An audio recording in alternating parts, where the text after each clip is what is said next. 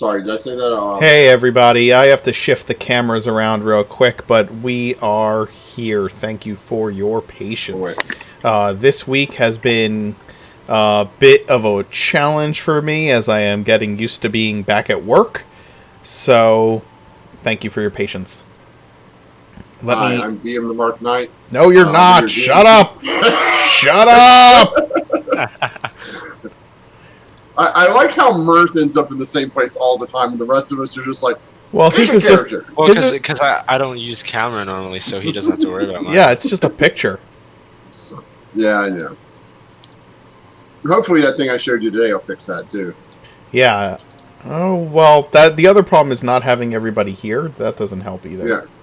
Well, that fixes that problem, too, because you just have to copy and paste and put it in there so the cameras never move. The person is always in the same spot. Yeah, there we go. Hey! Oh, 6 month. Holy shit. Boom. 6 month resub. That's amazing. Guys, we've been doing this for 6 fucking months. Who would have thought that when the world ended due to COVID, that we would still be streaming D&D 6 months later? Yeah, it's about time you get to the 6 month club, Cicada. This was literally just like a random... Because I haven't been on any of the streams Bumblebee. Because I've been trying to keep up with school, but this was literally just started as like the first Roll20 ad that I saw that piqued my interest, so that's crazy. We're glad that you're here, because if not, the Discord channel would look like a goddamn mess. It would look like mine. Yeah. Yeah, nobody wants that. No, I don't want that. I've been trying to get him over there. He's like, I got some time, I can help. And then he's like, then Mark's like, hey, Kim, can you do these other 19 things for me on the Discord channel? Yeah. If you guys don't know, Mirth is the admin, Kim/Cicada over on the Discord server, and he literally takes care of everything over there. He's got a helper or two who occasionally give him a hand, but for the most part, he's what makes everything run smoothly and look pretty on the Discord server. Because unfortunately, I am just shit ass at it completely. So, I've been thinking about hiring Nora and giving Nora a work visa to come over here and work on my shit. I can do it, but the time zones are just funky. Yeah, I know. I'm just messing with time zones are freaking crazy for you. I'm just messing with you. But talk to me after the game, very fast. I should move. I should move Sharp-Eye's image up to Visir for that. Oh my god. So yeah, let me give you a couple of announcements. We are at 387 followers currently. We're on the quest for 500. When we hit 500 followers, I'm going to give away the newest D&D book that is either on the way, that is either available for pre-order, or that is currently out. So it will either be Rime of the Frost Maiden or Tasha's Cauldron, whichever one is most recently available. Thank you, Nat. I believe in us too. I think that with the group of amazing players that we have, we are going to hit 500 sooner than later. That's why I'm saying possibly it'll be Rime of the Frost Maiden, because heck, we could hit 500 followers before we even know it. Heck. That's right. What did I say? Did I say heck? I'm not that young. Oh, what the fuck ever. There we go. Anyway, yeah, Tasha's Cauldron is going to be freaking awesome. I am looking forward to that. So yeah, we're at 387 followers. The giveaway tracker is a liar. It says we're at less than that, but we are at 387. Just so you know, my Twitter handle for DMing just hit 916 followers this week.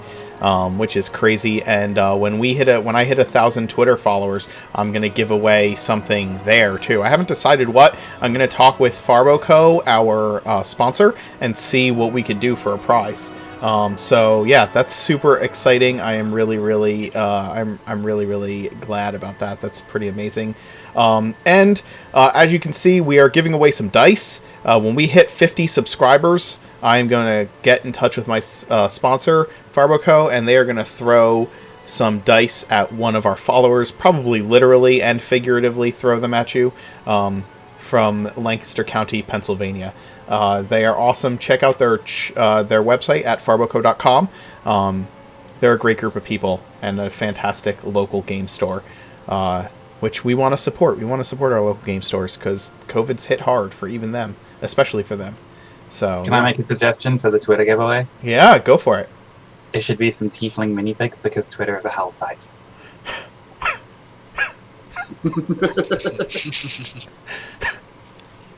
Yeah, I could probably pull up some tiefling minifigs. Maybe we'll find some straight up devils to give away. Yeah, we can even. I'll even see if Justin will paint them. If anybody's been on the Discord and has seen Justin's mini painting, it's goddamn amazing.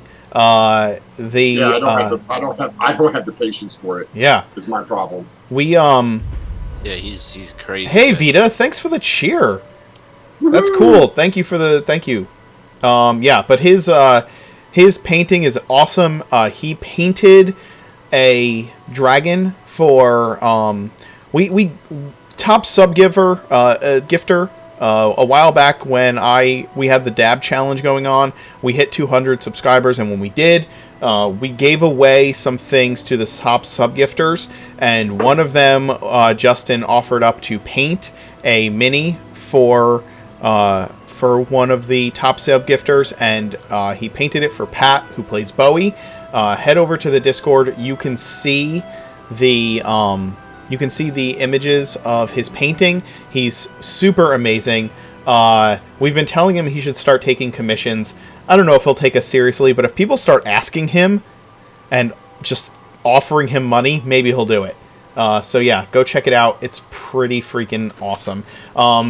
David's posting some links to the images now, I think, and I'm going to go ahead and throw that out there so that you have a link to join the Discord if you are not part of it. Come be a part of our community, especially if you are a TTRPG content creator or an artist, if you like to draw, if you like to make music, if you like to make anything that is TTRPG related. If you like to paint minis, go over there. We have a community creations channel. Get in our Discord and share your shit. We want to see it. We want to share it. We want to help promote you. Recently made contact with some people on Twitter who are developing a kind of rules light TTRPG system that is good for any genre. It seems pretty neat. I'll be reviewing it this week, but I'll give you more information on them as well. We'll promote them too. We wanna just reach out. Like Nat Awesome is in the chat right now. You should go to her channel if you haven't followed her. She's an amazing dungeon master. Go over to her Twitch channel and follow her as well. Check out what they're doing over there. We have a bunch of people. Go over to the Loophole Kings channel. That's Rick. He plays Serrani. He runs some D&D games. Plays a lot of Magic the Gathering. And is also one of our sister streamers. He runs our game on Sunday nights, which takes place in prehistoric Oredin, when we actually get to play it. But yeah, let's support each other and build each other up and follow one another, subscribe to one another, and all that jazz. Without further ado, I will allow the players to introduce themselves and their characters. I will let you know that Alex, who plays Vasir, we aren't sure when or where he is at the moment. So hopefully he'll show up at some point and pop in and play his character, or we will hear from him and find out if everything's okay. We hope that we do. Maybe his internet's down. Who knows? As far as Luna, Nor could not make it this past couple of weeks. He's got some life change stuff going on that he's needed a little bit of a break. But he will be back next week playing Luna. So in Luna's place, we have a little picture of Sharp-Eyed, our favorite NPC in this party, who travels around with a couple of swords that he picked off of one of the former PCs of the group. And those are the three characters who are not here or who are NPC'd for the moment. But Kim, why don't you get us kicked off?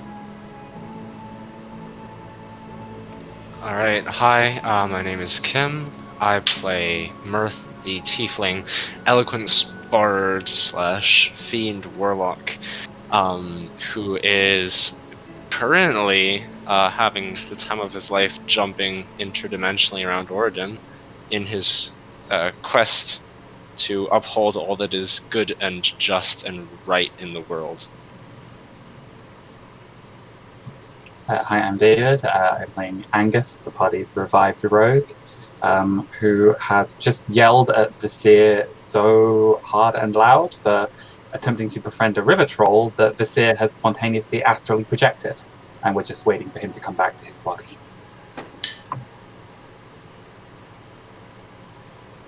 You're muted. I hear nothing. Of course I am. There it is. I'm always muted. That's if I don't start a stream muted, then it's just not a real stream at this point. Hi, my name is Rick. I'm the Loophole King.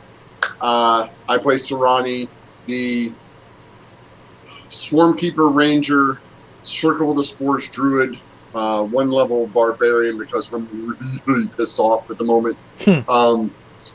I helped bring in, it was actually my idea to bring the River Troll in, so I don't know why Angus is so mad at Visir.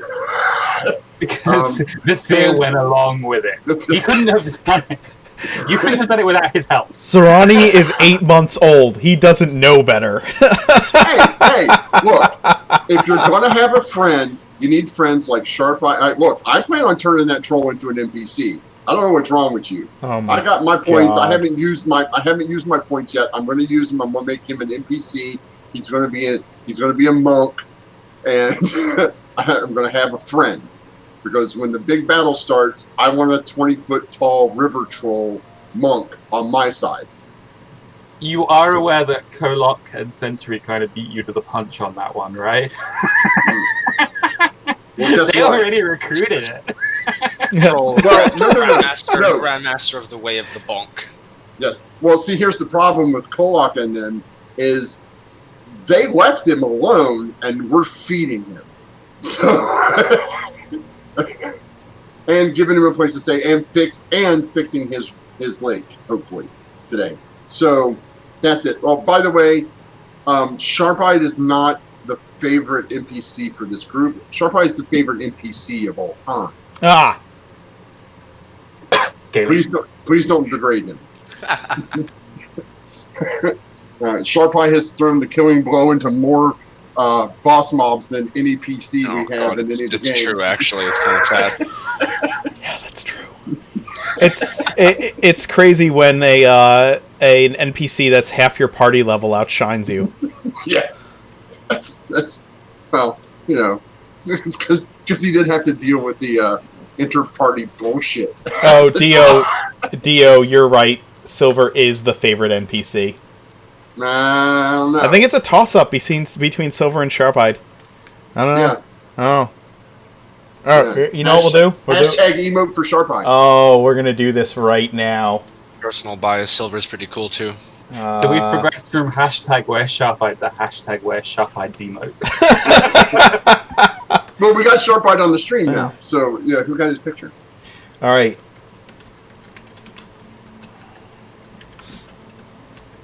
I guess they're DMPCs. My door keeps opening. What the fuck is wrong with this thing? You're haunted. It's my wind. I guess it should be DMPCs. I hate the idea that we have DMPCs, but they are kind of like traveling with the party, and so let's see. We'll have Sharp-Eyed is the one here. We have Silver on Monday. We don't have one on Wednesday. There's no DMPC on Wednesday. AM or PM. They're not cool enough to have them yet. And then they have to actually do something in the world. Arc doesn't have a DMPC either. So I think it's, and I hate that they're that. They're really not my PCs, right? They are a living part of the group. Susan! Yes, that's true. Susan. Dot. We'll do Dot for Arc, right? Well, Monday night. Let's see. We have We have Silver for Monday. Sharp-eyed for Tuesday AM. Dot for Tuesday PM. We have for Monday AM Captain Zerket. And then for Wednesday PM we have Dot. Or not Dot. We have Susan. And then for the Saturday group, I guess they don't have one in the Saturday group. Mab? No, it's not Mab. It would be Susan. I mean, they were making a valiant effort to turn the Drow Commander into. They were making a valiant effort towards that. That party does not need an NPC traveling with them. That NPC would be abused to no end. Snaps would be. Snaps! Yes! Alright, wait, I don't think I can add another one. I can't add another one. Alright, so Saturday just didn't get one. Well, doesn't Saturday have to wait until their party survives at least 2 more weeks before they? I'm just saying. Doesn't the death saves actually have to survive long enough to get an You should NPC? just name every time you do a Saturday stream. Just name it Road to Nowhere Trial Run. Yeah. Road to Nowhere episode blah blah blah. Will they die? 17. Will they die? An emote for Steven's character that's just consistently either a gravestone or just like somebody walking off into the sunset. Just a silhouette. Oh god. Sharp Eyes in the lead.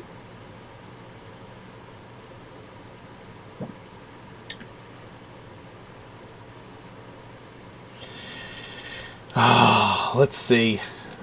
Let's see how this poll is going. Sharp-eyed has 3 votes already. What is going on? This is the wrong group to ask, because it's in the game. I should ask on the Discord channel. That's probably the better place for this. He's at 9, all the other NPCs suck. Who's using their Bits to their vote? bits? Who's That'd be using their me. bits? Of course. There's 9 votes for Sharp-eyed. They're all Rick. Because I'm going to cheat. They're all Rick. Oh my god. Oh my god. To be fair, Sharp-eyed is kind of an unfair advantage in that regard, though, because we've had Sharp-eyed with us since, like, literally episode 3. Yep. So, Yeah. like, as long as we've been streaming, he's been with the party, and so he's had a lot of time to have, like, establish rapport with the party and have cool moments. And character Managed growth. to get the kill on a boss monster and just be like, We love Sharp. damn. Character growth. He's had character growth. He's learning common. Yeah. Yeah, you're just going to have to wait and see the giant army of misfit NPCs that Sorani is going to bring to this final fight. Jesus. We're gonna have Sharp Eye, Monk Troll, maybe one of the rock giants I can get a hold of. That was our original stated goal, was that we were going to go out into the world and find allies. We kind of got diverted off onto this track of like, oh, if we can find the things for this ritual we need, then we don't even have to fight her. But fighting her is still an option. We could just like build an army. You've all discovered my secret plan is to just resurrect all of Anchor one by one and have them throw the giant snake at the devils. Oh my Yes. god. Yeah, we still haven't dealt with that big ass snake, have we? We just left it out there. Oh no. I know what happened to that big ass snake. There's a Turtle Vengeance paladin out there who has had some run-ins with that giant snake. Yeah, but who's winning at this point? I think the two of them are still out there, aren't they? There's an entire... I think Horus has gathered an entire crew of PCs that have left the games but not died, and they have gone together to fight Inyoka, or the Avatar of Inyoka. Because right now, I think there's like a 10-person party of PCs that have just kind of wandered out of our campaigns. So, yeah. Well, the problem is like some of them just won't. Like, Yeah. I know that Genevieve would never go down there with him. No. No, they're in Anchor, or they're in Twilight Tale. But like, you know, I could foresee I can foresee Horus recruiting Tektite and a few others to go kill a giant snake. Hell, Horus and Tektite could handle it on their own, probably. Oh my god, dog, what do you want? I'm sorry, but I love the idea that the Legion have been sort of wondering, like, why did Star have to leave? What was this secret business? Turns out she had to go fight a big snake. Yeah, she had to fight a big snake. Star will be back. I saw it in the stars. There's a giant snake I need to go murder. Hey, hey, guess what? Star will be back. We'll meet her again. It's gonna happen. So Although the player won't be back. I've been anticipating that because you keep mentioning that, Star left. There must be a purpose. There must be a reason. Yeah, there's all kinds of plans. I have plans for Tektite. I have plans for the Daring Grace and the rest of their crew. I have plans for Star. I have plans for a lot of the I have plans for Ty. If you've watched any of the Wednesday game, John may have time here and there to pop in, and so Ty is on a vision quest, on a spirit quest to kind of find out, sort himself out after his time with the Help Wanted gang. And John has agreed to pop up as Ty in different parts of Oredin as he's traveling around. So one week he might be hanging out with the dance, and another week he might be hanging out with Ark. So who knows? We'll see how it happens. Need Discord channels for each NPC where it's just their internal reactions to the party's actions. Oh my god, if I had time to do that, I certainly would. It would be super fun to just have Sharp-Eyed Sharp-Eyed be this. Sharp-Eyed would only say badass. No, that would be his external reactions are badass and food good. His internal reactions are much. I think they've shown to be much more, much deeper than you think. Yeah. He's just like, what the hell is wrong? The swamp guy's the only one that gets it. What the hell is wrong with these people? I think Sharp-Eyed would be doing a lot of eye rolling and face palming if he knew if face palming was a normal lizard folk reaction. I guess we should play D&D, right? That's why we're here. Yeah. That's why everybody's watching, is so that we can play D&D. So. We might. So, yeah. I just want to know how come Sharp-Eyed, honestly, and this is an honest thing, why hasn't Sharp-Eyed had a conversation with Basir about getting rid of the staff? Because he literally can't. He literally can't. They needed the staff to be able to speak to Sharp-Eyed. Yep. If he developed a better ability in common, he is probably going to sit down and go, dude, that was really bad that you got rid of the staff, because I needed that to talk to you. He could have done so multiple times whenever he wanted, because I have tongues and telepathic bond now. So you do. No, but I mean, from a character standpoint for Sharp-Eyed, that's the last remnant of his tribe. Yeah, it was gifted. Well, it's still safe. It is. It's safe. Character D&D. It's safe as far as you know. I mean, it is important to remember that when we all got given one question to ask Elorian that he would answer honestly, Sharp-Eyed was the one who asked, how do we fight Warriga, while the rest of us were all asking selfish questions. Yeah, well... So I think he's on board. Well, yeah, no, I know he's on board, but to be honest, Sarani really did want to know, where did I come from? Who am I? When you're 6 months old and don't have a long history, finding out who you are is kind of an important thing. It's true. I just loved how anticlimactic the answer was. Well, you appear to be some kind of plant. Yes. Yeah. Thank you, giant. By the way, if speaking of droughts, Mirth. Yes. Why isn't your dragon buddy over here using his pail? He's tired. That's unacceptable. He needs the clouds to come first, and they're tired. No. This is why droughts happen. Is that the pail's empty, and the dragon needs to fly out to the ocean and refill it. This question is beyond the pale. It's a bucket. He has a bucket. The losers get pails. Yeah. Pendragon has a pail. Illyria has a bucket. It's an upgrade. Yeah, the clouds aren't coming because Skywrite is a terrible spell and nobody should ever take it. So No, it doesn't it's rain anymore. horrible. It is a terrible spell. I should just take It's it not and the spend worst, all of it's- my time ritual casting, like, look behind you and just fuck over every settlement. No, just wander around going, Mirth was here. It's just, In the sky. yeah. Oh my god, I should just start a pyramid scheme around our apple pie business and then, like, loop people in through Skywrite. Yeah. Oh my god. So You did finally anybody found a see use for that article spell. About how literally companies are going to start trying to project logos up into the sky as like a new way of advertising, and it's literally Mirth just doing that, just projecting Corporate Black Gotham Black. City. Corporate logo. There's our corporate logo. Bat signal. That's what Mirth. Anytime we're in a town fighting someone, you just see Mirth put the party bat signal up in the sky. Jesus. Anyway, we're here to play D&D. I tried to get it started, but it got All right. derailed once again. So Let's Okay, play s- D&D. No, Alright. no more talking, Rick. You've burned through your time. No more talking. No, I I'm used talking about Skywrite Sonani. once to Sonani's warn a leaving. flying army. They ignored my warning and all died. Oh, Jesus. Well, Sharp-Eyed won with Loophole's use of 50 bits, getting 75% of the vote at 9 votes. That's okay. The last time I did a poll, it was on Saturday, and Chris spent $10 in bits to win the poll. Oh my god, of course Chris did. Oh, Completely needlessly as well, because it wasn't like it was close. no. It was like, it started at like 10 to 0, and he just kept pumping more bits into it, even though nobody was voting against it at all. At all.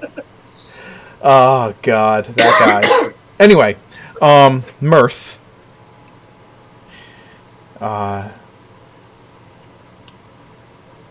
When you walk with the blacksmith's boy into Ollie.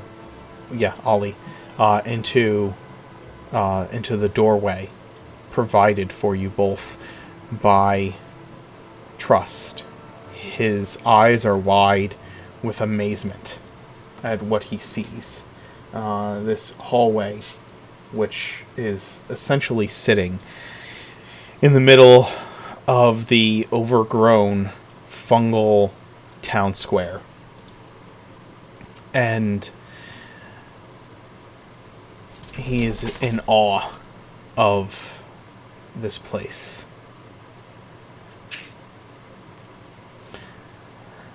Trust just kind of gives you a knowing look and a smirk and says, I always love the first reactions.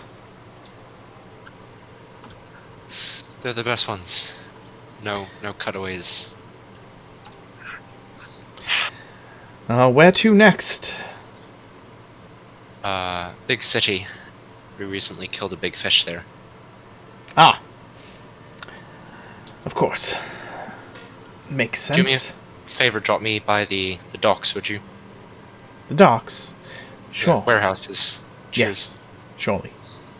Will you be needing further transportation from there? Unless you want me to ride back to the monastery, which I could do, just not fast. No. I'll return you to the monastery. I have something that I think you need to know, and we can speak about it once you're done with your business. It was important enough that I was going to come speak with all of you anyway. This just happened to work out for your advantage. And he closes the door, and after 10 minutes or so, he reopens it, and you are in the alleyway, or in an alleyway, among the warehouse district of Twiland Hill. Lovely. During those 10 minutes, could I have been unfolding honesty? Of course. Alright, so I will toss honesty onto the ground, and she will spring up into all of her origami glory. Okay. Ollie, get on this one, would you? A paper horse? She's fine. She's stronger than she looks.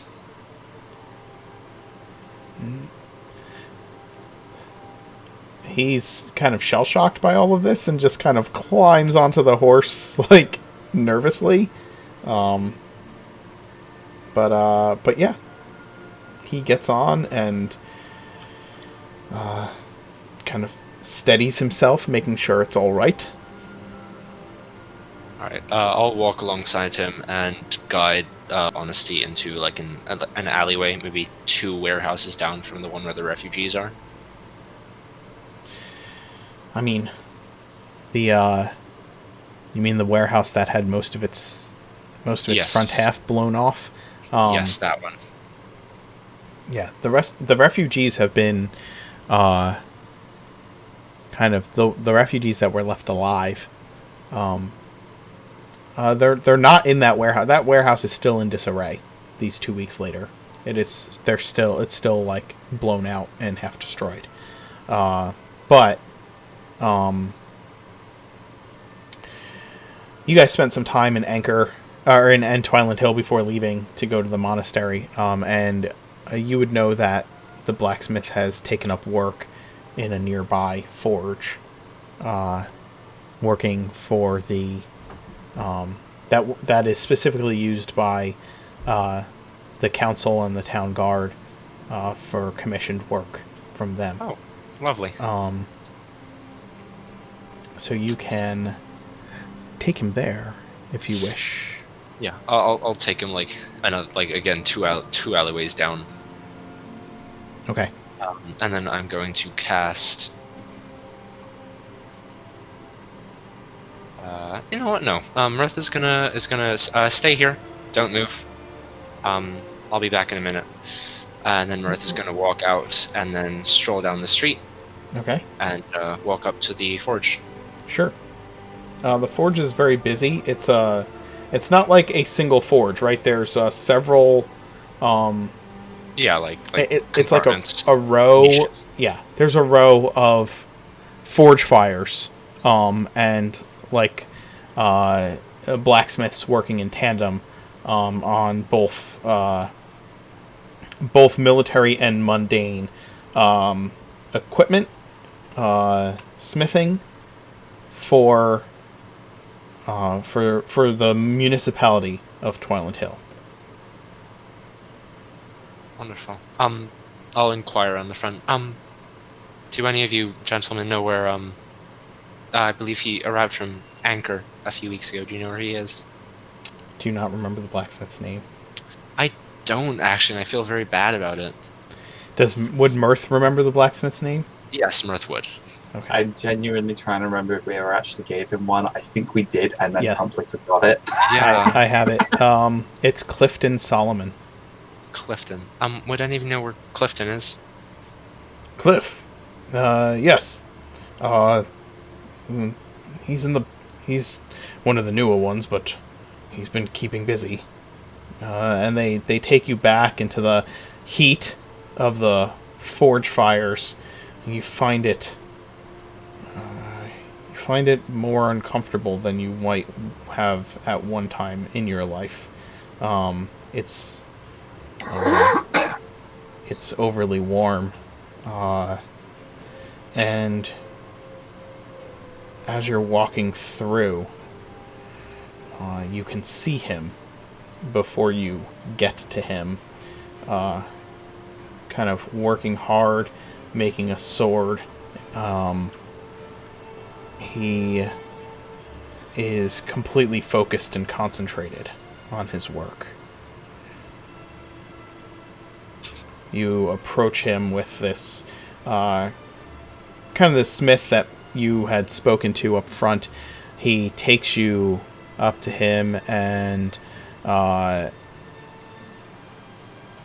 Solomon kind of throws his hammer down onto the anvil, and for the first time that you've interacted with him since that time at Anchor, he actually has a small smile on his face upon seeing you. Oh, lovely. Welcome back. Hello, Clifton. Hello, Mirth. Hope everything's going well. You seem to have found a little space. Oh, hello, Lundy. Oh, is Alex here? I don't want to talk about it. All right, we'll get you caught up. I see you found a nice little place for yourself here. Yes. Yes, the council's men always need weapons and horseshoes, so work is abundant. Are you very busy right now? I'm currently making a sword. Why do you ask? Come take a walk with me.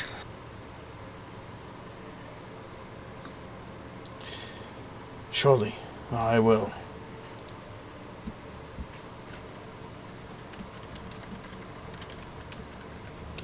Alright, and Mirth will just pivot and wait expectantly. He looks to the foreman who walked you over and asks if it would be all right, and the foreman nods that he can have a few moments break to go with you. Cheers. And he follows you out of the forge. Alright. Mirth kind of shrugs off his overcoat as he walks out. He's kind of not sweating, but like, there's a little bit of beaded perspiration as he walks, and he kind of throws it over his shoulder.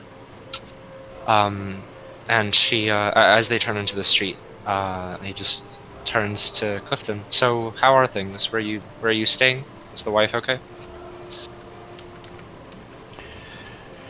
We have a small apartment in this part of town. Not the best, not what we once had in Anchor, but yes, the wife is doing fine, and we're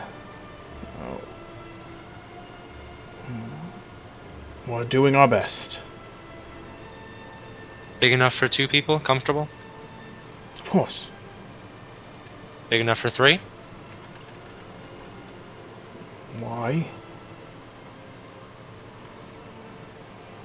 And I think I would like at that moment for them to come to the corner of the alleyway, and Mirth will just pause and say, I did a lot of things when I first met you that I really shouldn't have done, and my travels have proved that sometimes it's better perhaps to make friends than indifferent people or enemies, straight up. And you have something that I've wanted for a long time and recently sacrificed, and I don't want you to do the same thing. One of our first things that my friends and I did when we came to the town was make the mistake of letting you use your family to investigate the swamp.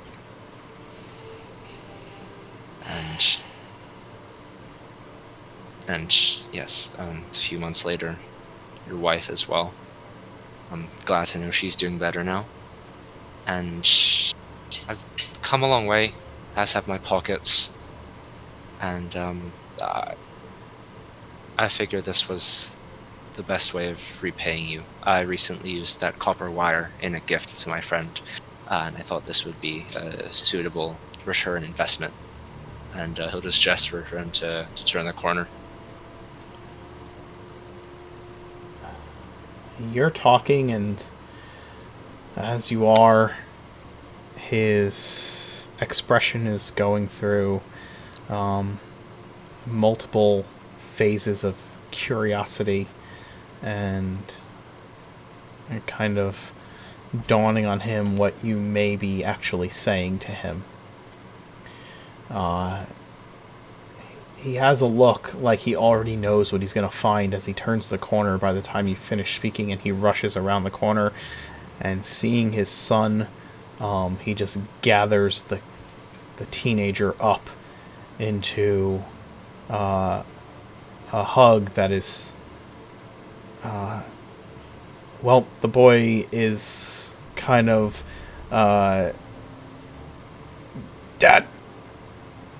I can't breathe, but,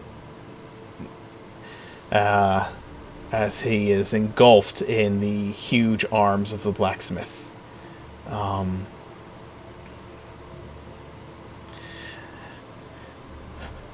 He turns and looks over his shoulder at you, Mirth, and he says,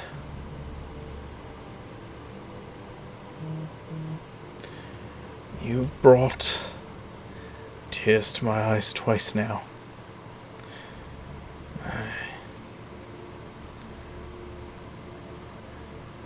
Don't ever do it the third time."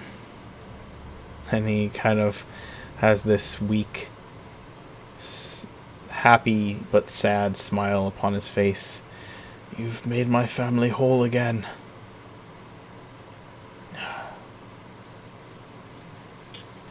I can't possibly repay you for this. You've given me so much more than you took." Nope. Got switched around. Thank you.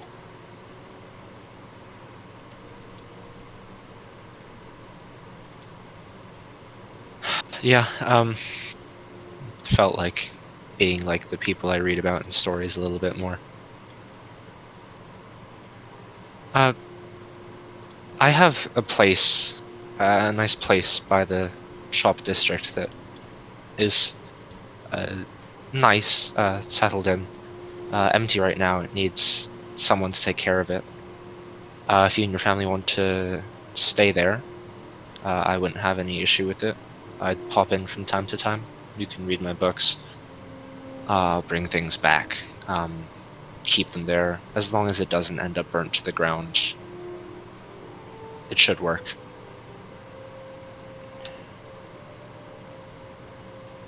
This too is too much. My wife and I, and our boy, we will watch over your home for you while you're gone.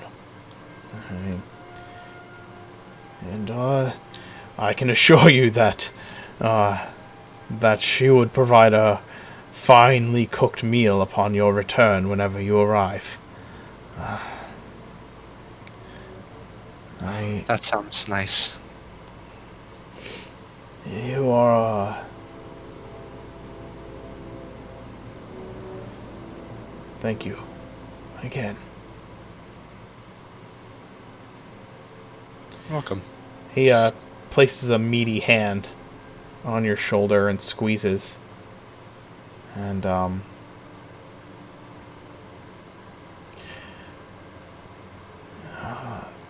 I don't know how to repay you for all of this, and I know you're not asking. But I have some ideas in mind.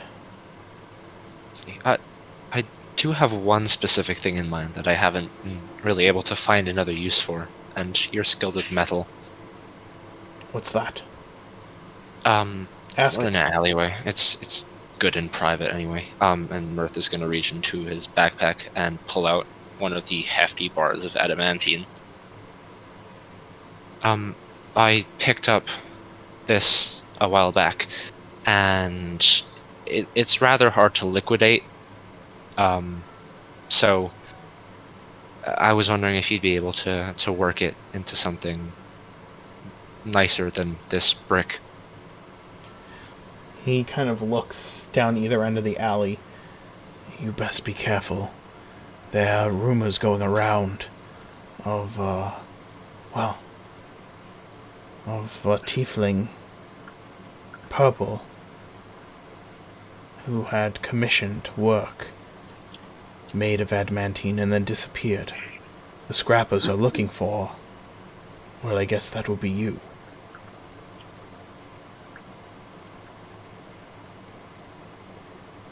I cast Disguise Self and turn red. I will cannot work this in the forge that I have, and I have no forge of my own. You should hold on to it for now. But we're saving, and if we're able to stay in the home that you have, then we will not have to pay a landlord for a place to live. I will have a shop of my own soon enough, I think. When that Great. happens, you bring that bar back to me, and I'll make something suitable of it. Sounds good. I'll tuck it back into the haversack.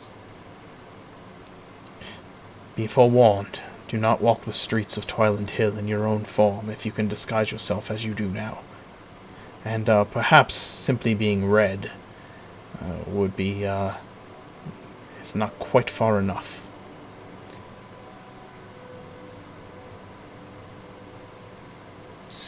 Just kind of frowns. I rather like being red. Okay.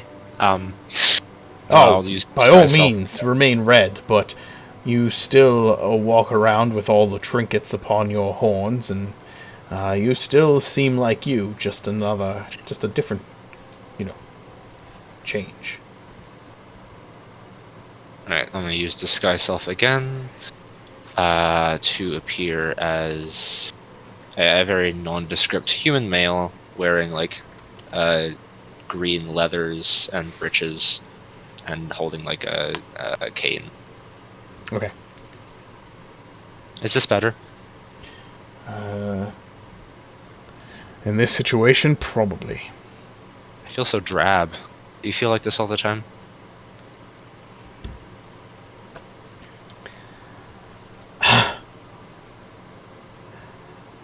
He looks back at his son and looks back at you and shakes his head.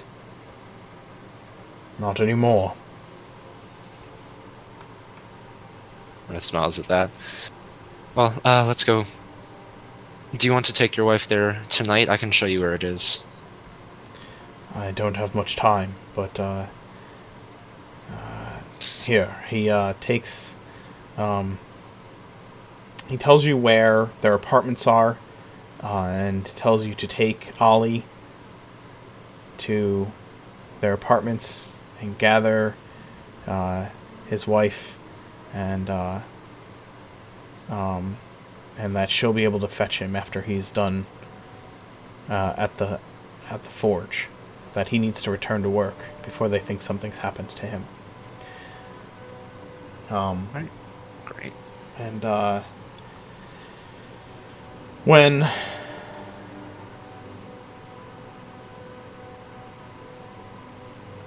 when you bring Ollie to his mother, and she opens the door to their apartments, she falls to her knees and breaks down crying at the sight of him. Tears streaming down her face. She showers you with gratefulness as you tell her what the plan is. She agrees and gathers just a few things and follows you with you and Ollie to your apartments, which are much nicer than the small one-room shanty that they were living in above a tannery. The smell kind of filling that area of town. And she thanks you profusely. It takes you about an hour or so for all of this to wrap up before you return to the alley where trust awaits you. Business concluded in Twiland Hill? Yeah, seems so. Mirth is holding like if you could have found one, like a piece of bread and cheese, and then like a small cone of roasted almonds or something. Yeah, absolutely. I see you made stops for yourself along the way. Oh yes, I did.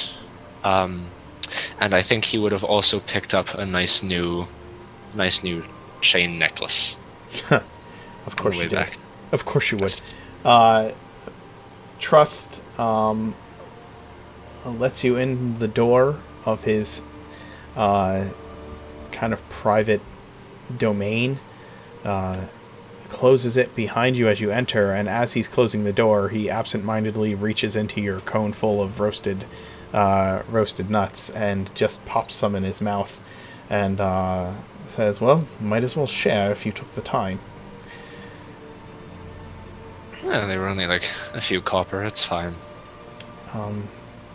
He says, come with me into the study. Oh, yes, please. As you do, you return to his study.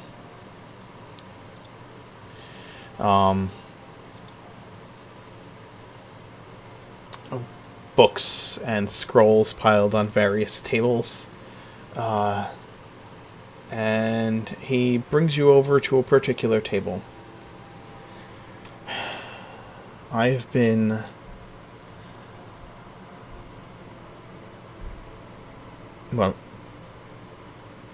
doing research on the various items that you need to find.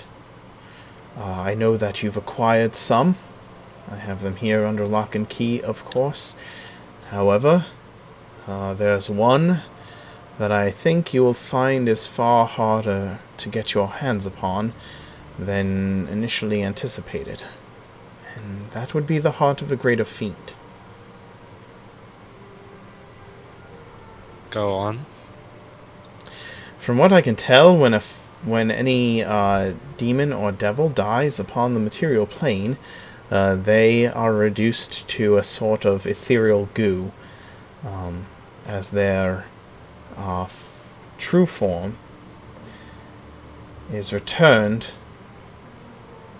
to the domain of their particular kind, either the hells or the abyss, leaving the body they've manifested here on the material plane inert. And oh, yes, Discorporation. I stole a great essay on that from some collegiate in Draen. Of course. Well, I believe that what that means is that you would have to kill one of them on their own plane of existence. Truly kill them. In order to get a physical part for one of them.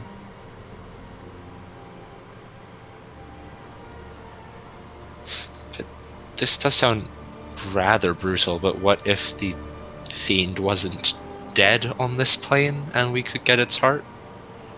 I doubt that you can remove the heart from a creature without killing it. And it's not truly the body that's here. It's a manifestation. Yeah, that's true, I suppose. Well, we already have some sort of a vendetta against one in mind. You may have a candidate. Lucky winner.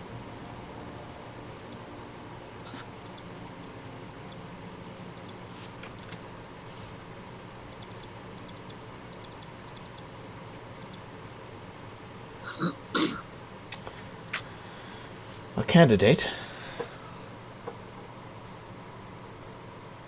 Explain. Well,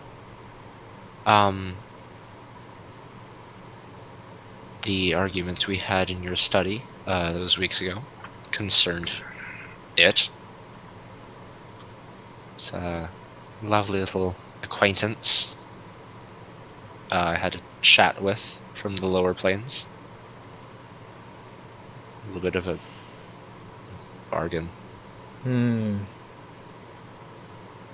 Be careful. I'm sure that, considering your predicament, it may be able to tell your thoughts on that. Maybe. It's not like I could have just stood here and, been all enigmatic and about it.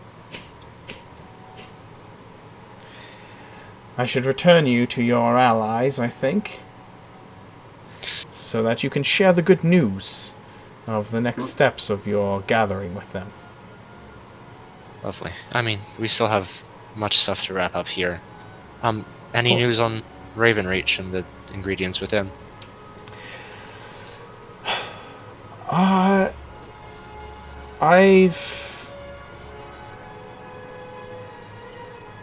not communicated with them directly yet. As I've said, Ravenreach is not quite the right place for people like you and I. There is a strong presence of the Horned Order in that city. It makes being a tiefling in Ravenreach rather dangerous. Understandable. Well, in that case, I'll be in touch. As will I. Good luck. And he leads you back out of the study to the hall and moves to the door, opening it. And opening it to a scene of Vasir, Sarani, Anghus, and one of the monk senseis having a detailed conversation with a gigantic river troll. Oh, joy. Well, looks like I have to be the grown-up again. So sorry to cut this short.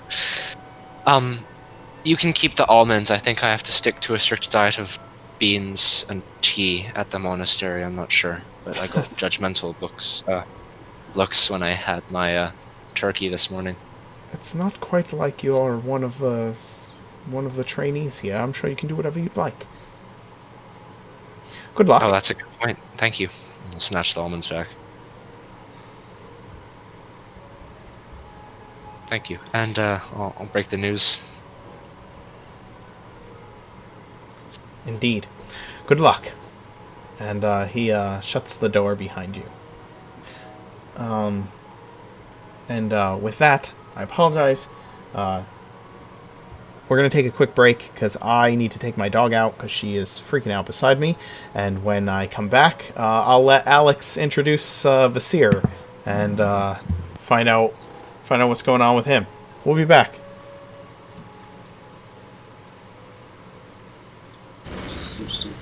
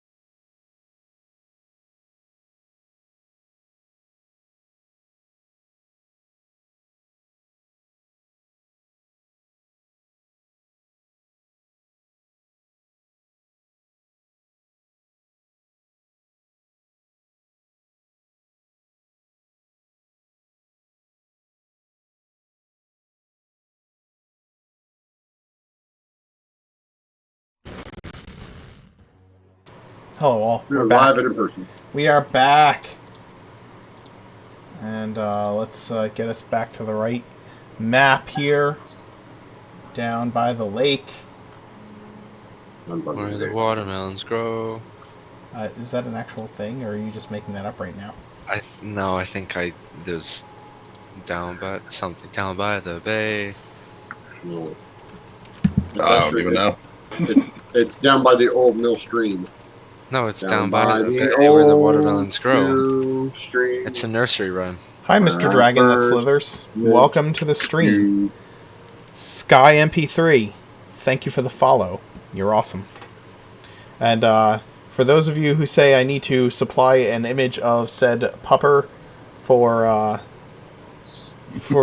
as a way of apologizing for being gone, I shall drop one in the Discord right now. Mr. Dragon that slithers. That's not a dragon. That's a snake.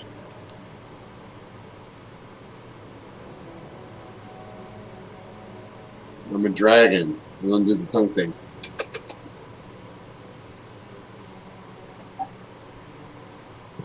Oh. Here we go. I think this...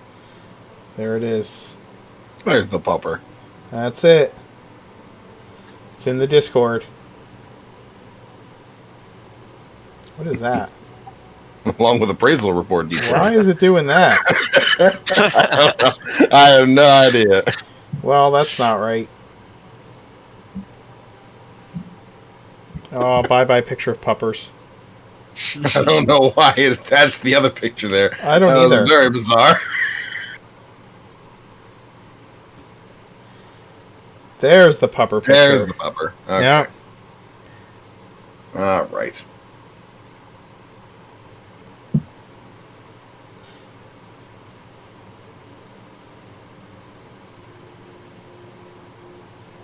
Well, you know, I was selling cars recently. Not all cars, just a car. Alright, now you're going to make me send a picture of... Oh, we can share puppy pictures on the Discord. Go for it. Yeah. Puppy pictures are always allowed on the Discord. I had to... unfortunately, Big D had to return to his home. Aww. He was very sad. He missed the rest of his pack and was not doing well here. It's not that he did not love us. He was just used to being with the other dogs. Used to being around other pups. Yeah. Hey. Well, they're all his size, so... Pups got a pack, man. They gotta get a pack. Yeah. Our doggo loves to go to the dog park and pup with a bunch of other pups. So... But let's get back to the D&D playing. We're playing D&D, right? If you want to see a D&D game with doggos, come tomorrow for Help Wanted, and there's plenty of dogs there. As Talus likes to bring his pack of both dogs and bones around. That's true. 1 o'clock Eastern. Help Wanted. There's a couple of pictures of the big dogs. Cool. That's Big Diesel. Adorbs. I'm sorry, I just Giant have a laptop. really great mental image now, and if anybody in the Discord who's good at art would like to maybe try doing a representation of it, would be one of Talus's dogs with like a bone in its mouth, and then like one of his skeletons hobbling along behind it, shin bone missing, and Talus like chasing behind them both. Oh my god. Yes. So good. Well, guys, we have about 2 hours left to play because Let's play some. So let's play some D&D. I'm going to go kill something. I want to go kill things. Well, No. that's Serrani's default. Why? state. There's a troll outside. I'm not bothering the troll. The troll was ours. He's our So troll.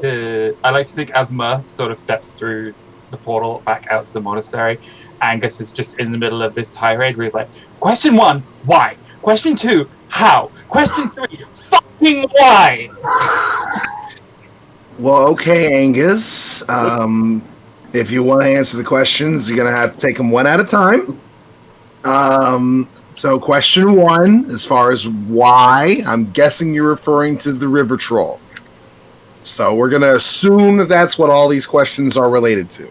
And Angus is just sort of like looking up at the troll, to Vizier, to Serrani, to Sharpeyed. When Vizier says, troll. when Vizier points 2-finger to the river troll and says, I think you're referring to the river troll, and you look up at the troll just goes like this. And waves. Yeah, because he's a troll. Just waves. Why is it waving at me? One at a time. One at a time, On Angus. second thought, can I stay in the study? No. The door's already closed. Mirth, come here. God damn it. Mirth, come here. Serrani, what did you do? Why is there a troll? It's a river troll. It's not just a troll. Okay, but why is there a troll? Well, because his lake was dried up, and he seemed really nice, and he was just hungry. So we brought him here, so we can feed him, and he will help protect the monastery while we go find out what's wrong in the mountains, why there's no water coming to the lake or the area, and slaughter more of these demons, because Sharp and I have found tracks that led off into the mountains towards where the trolls said the other demons came from. So But it's a troll. Don't they hide under bridges and just eat travelers? No, that's a common misconception. And that's Why do all the stories say things about it? Why? Well, yeah. I don't know. This one was just laying in the middle of a lake. That's not a lake anymore. It's more just mud. Can any of you speak to it? Because I don't speak. Angus, I have been speaking to it. Great. You Can see, you Mark, tell it's it? completely fine. Right? It's not going to eat anybody because they've decided that they're going to supply food from the monastery to it in the middle of a drought where food is in short supply. And I will remind you, gentlemen, that while I do not need to eat, you most certainly do. I do not want to watch you starve to death. I don't need to eat. No, I don't think anyone's going to starve. I think this is perfectly manageable. It's just one troll. What's he need? Like maybe like a horse-sized meal a day? Like 3 horse-sized meals. Could you do me a favor and just tell him that I'm going to touch him and I'm not going to hurt him, so that he doesn't eat me? Okay. Hey, Mr. Troll. This purple man here is gonna touch you. He just wants to do that so that he can talk to you as well. He doesn't know your language, but if he touches you, he can.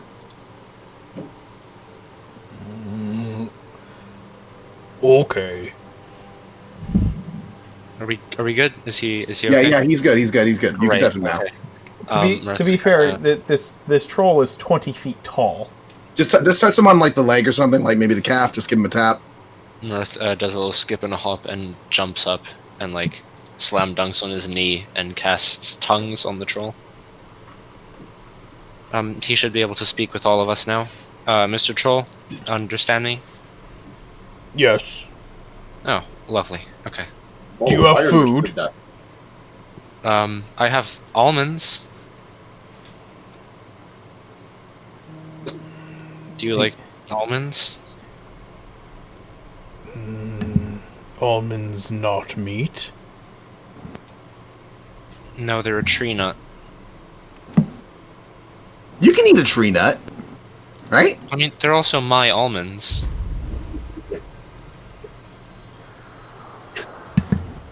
Ooh, thanks Well, for why that. would you tease him by saying, Is "Do there you a like reason why? almonds?" Wait a minute. Is there a reason why we're bothering this poor troll while he's eating the food that we've already brought him and bothering him? Shouldn't we be focused on finding the demons who are bothering the rest of the population first? We've brought a troll into a monastery. This seems like a And good thing they're to okay make with sure it. it's under control. They're okay with it. The master of tranquility is standing there, and when Serrani says they're okay with it, she just peeks an eyebrow. What? You're not Can I- hospitable? You're not hospitable because he's large? Can I Is roll that his insight on problem? Master so I can verify, like, does she believe what that's what I would say? Are they fine with it? Or is it him being like, blithely oblivious. I believe that the conversation about whether the troll should stay or not has gone undiscussed with the other masters, and ultimately will be the decision of the combined council of all of us. That's fine. Along but- with the final say belonging to Sensei Morrison.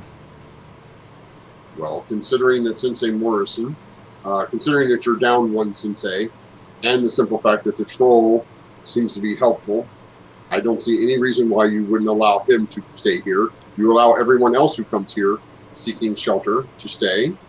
Why is he different? Because he's 20 foot tall and smells of So mud. you wouldn't allow me into the monastery? You're not 20 feet tall. The I'm the 8 troll feet reaches tall. down and takes all of the almonds from you with the tips of its fingers. Give those back. It's like he's holding it like You this. offered the almonds, Mirth. You did offer almonds. I offered several of them. I didn't think he was going to take the entire thing. Well, you. How is you know- this thing food?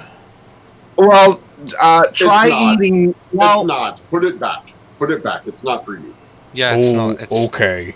And he They're reaches very down small. and if he gently sees you eating bumps them, you in he's the going to- chest, Mirth, with his fingers. if he sees you eating the almonds now, he's going to think you lied to him. Well, I'm do you want to- saying. Do you want to didn't lie. try one? No, just look. It's very simple. The troll stays here to help protect you. You feed the troll. We're going to go slaughter some demons because the troll doesn't want to come with us because they're not tasty. And Angus just has, he's pinching the bridge of his nose and just muttering under his breath. Master Crow has been dead one day, and now there is a troll on the grounds. I think I understand why they needed him. What? Look, it's fine. He's really friendly so long as you're really clear with him. That's all you need. I mean, Look, Serrani it's met very him, simple. and then I met him. He hasn't attacked any of us yet. Look, it's very simple, Master. What's her name again? Vera. Vera. Vera. Just speak to the troll as if you were speaking to young the seer, and everything should go fine. She looks at the It's a seer. young seer. It doesn't Looks at the eat troll. people. You're muted, Alex. The seer just looks to Vera and gives a double thumbs up and a smile, just like, yeah, that's about right. Yes. If you were speaking to a small child version of the seer, that's how you speak to him. Everything should be fine. We really have to go slaughter some demons before they ruin the entire planet. So you want me to tell the troll to find a corner to sit down in for a little while because he's running around too quickly? That would be fine. I think he's happy where he's sitting at the moment. As long as you bring him food and don't bother him. You know what? It would be a good exercise for the other students to come and play with the troll. That might. This is a terrible We'll go ahead and not do that. This is what we Why? call in the storytelling industry as a tragedy. Why? Well, to be entirely honest, Serrani, the other younger students probably wouldn't really know what to do, and they probably scream and yell and cry. Well, that's So- why you get them acclimated from a distance first. This... Look, you said to do that with me, right? Give them 60 seconds, they'll be fine. Maybe more than 60 seconds. Why? Is he more intimidating than I am? Yes. Yes. Yeah, Very he is. much. Really? By a lot. Fine. Yeah. Yes. So if I were Absolutely. 20 feet tall, I'd be more intimidated. Would you be more intimidated by me if I were 10 feet tall? 15 feet tall? I mean, yeah, Remember when you generally- met before? Generally, the What was larger your you are, initial- the more intimidating you are by default. Troll name, not Tim. Serrani, when you first saw the horse, what was your first concern? It was That a it was going to herbivore. eat me. Was it going Yes. to eat you? Yes. Not You actually intimidating. can.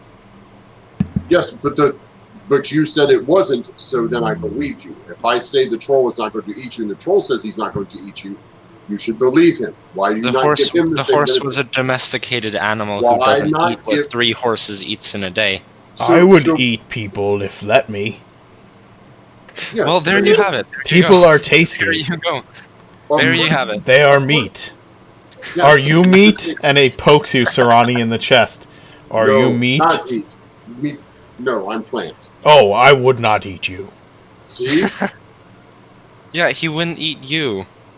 He won't eat people if you tell him not to. We're missing the very important part of this, which is the reason why I brought him here in the first place is because we were talking to him and we asked him like what he was doing, what he was up to, and he said, for one thing, he saw the demons. So he saw the demons and he knows where they went. And we can track that. But also, there's another thing I'm kind of worried about, which is that he said he was working for the Red Dragon Man, and the Metal Man was coming to bring him food. And I want to know who those are, because that's interesting. Can I eat some people if they say yes? No. Oh, well, no, that's not entirely true this year. I mean, if they say yes, I don't know why that would be a problem. I don't care if they say yes, because you can convince people to say yes to stupid things. Look at me. He's got a good point. People say yes to you? Are you stupid? I don't understand. I'm very stupid. And I say yes to a lot of things I shouldn't. Here's true. So, troll. Yes. Yes, troll. Very simply, don't eat any people until I come back and take you back to your lake. And then you will tell me which people I can eat? Absolutely. I will tell you which people you can eat.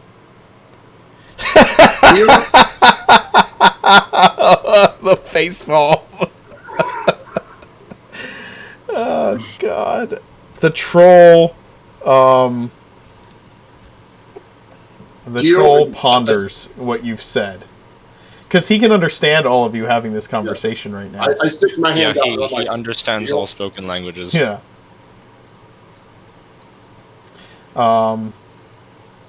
Okay, give me a second to think through this. Hold on. Also, it should be worth noted that the troll is now speaking in perfectly articulated whatever your mother tongue is to you. Oh, well, that's Druidic, so... Druidic for Serani, Lizard for Sharp Eye. Sharp Eye speaks Draconic, thank you. Oh, he speaks You should know. You were able to speak to him with the staff for I guess I shouldn't assume. several weeks. You could speak to him through the staff that let you speak Draconic for like several weeks. Serrani's going to cast Locate Plant and Animal and look for horses within 5 miles. Oh, God. Well, there are horses here at the monastery, and that's it. Where are the rest? That's it? Within 5 miles, the horses at the monastery are it? Yeah, there's no animals nearby. Like, this place is devoid of animal life. Well, that serves 2 purposes. 1, he can't eat any of these horses. And 2, there's no outriders from any other bandits that are not. They're all on foot. Correct. Or on mules. Correct. Or nothing quick. No horses. Nothing fast. The troll looks around.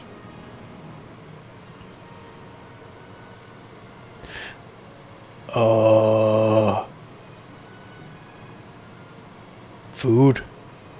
It's not enough. There will be more. Can you put water in the lake? We're going to go do that as soon as you agree not to eat anybody until I get back. Troll won't eat people till you come back. And then very good. Troll will eat whoever he wants. Well, no, troll will eat who I tell Troll to eat. But you're little. Yeah, Mr. Troll. So the people that you work for, are they little too? Mr. Troll is my father. I'm just Troll. Right. Well, sorry. What was I supposed to call you again? Troll. Just Troll. Troll. Just Troll. So the people that you work for, they're little people too, right? So they tell you what to do, but they're also little? They were gonna fix the lake. Right, so we're gonna fix the lake. So then you do what we say as well, yeah?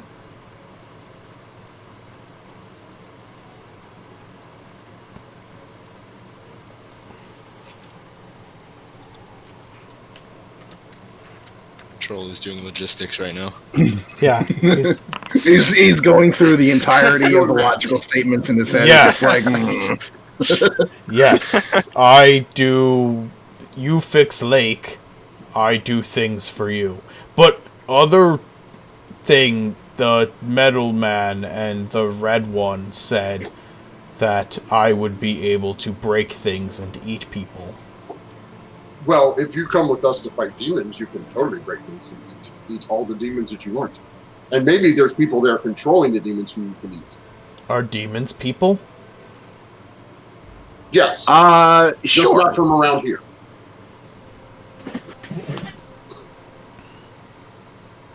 Okay. You want to come with us? Eat some demons and some demon-controlling people? There might be even a big demon that you can punch a lot. Oh, I want to break things. Breaking Breaking things are fun. demons? Do demons live where they're swimming? No, not No. normally, no. They usually take away the swimming. Some do, actually. Some do. I want to swim. You can swim in the blood of your enemies. Ooh, that's a good one. Thank you. Is it big enough? If Well, there's enough if we enemies. break enough demons, yes, of course. Are Like you strong enough? lake of blood, like that Yes, much lake. blood.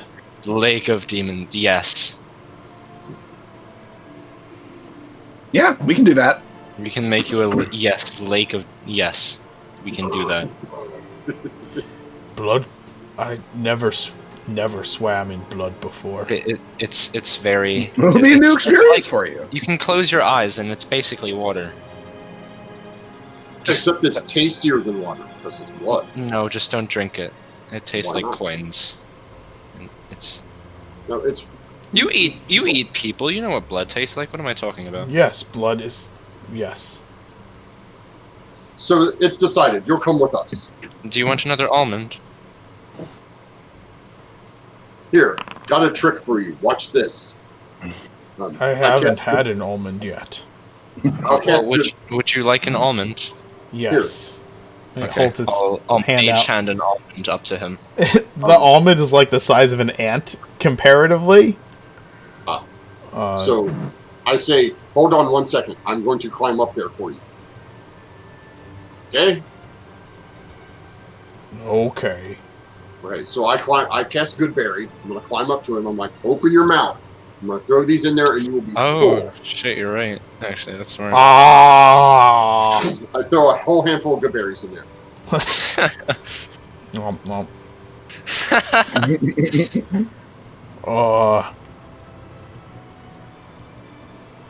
Very little food, but feel full. Yeah, Neat trick. yeah. Not as fun as eating people. No, Not as fun, but still keep. But you're not hungry now. Berries, It's healthy. berries don't taste very good.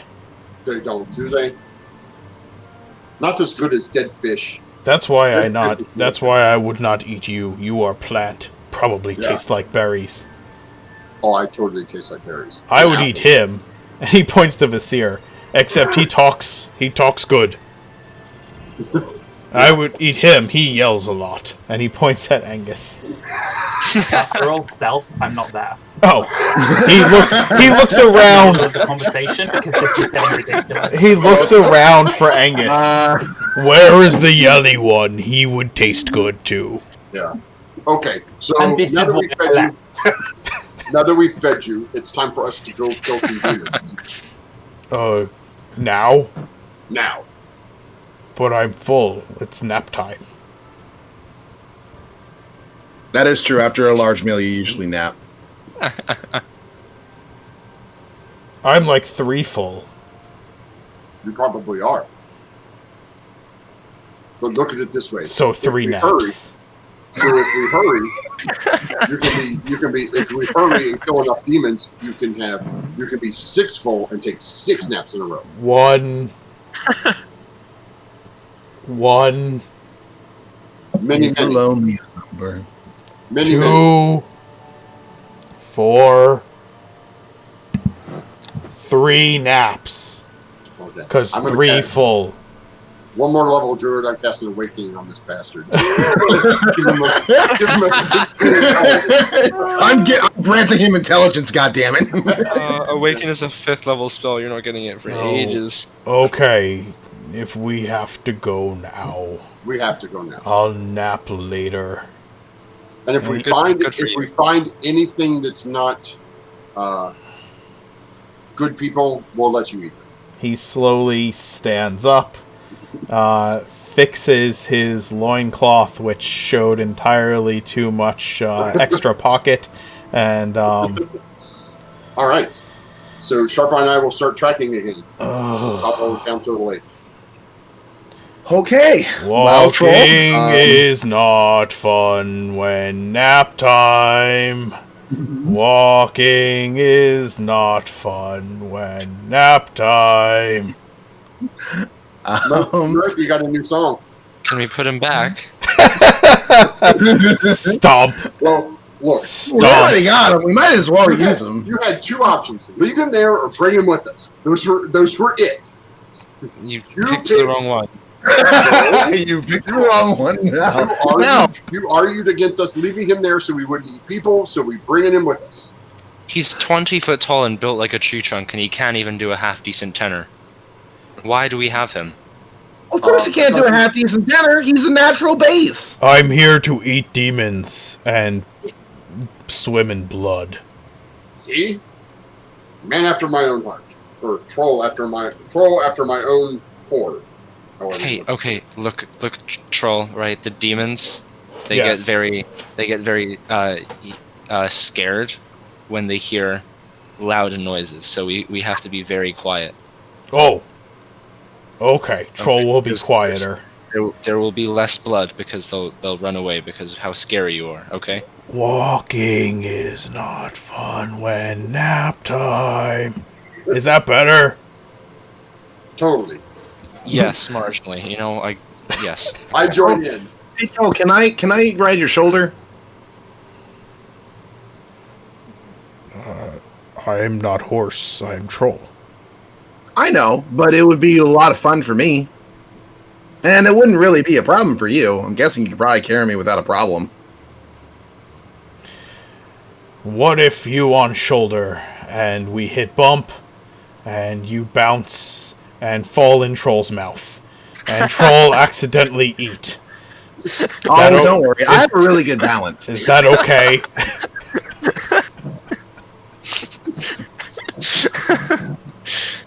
Just fall We are having a down conversation his on the throat. move. Yes, By the way. yeah, you're walking right now. The troll picks you up. Well, he would pick you up by the back of the shirt, but you don't have one. So he picks you up by the belt and hoists you onto his shoulder.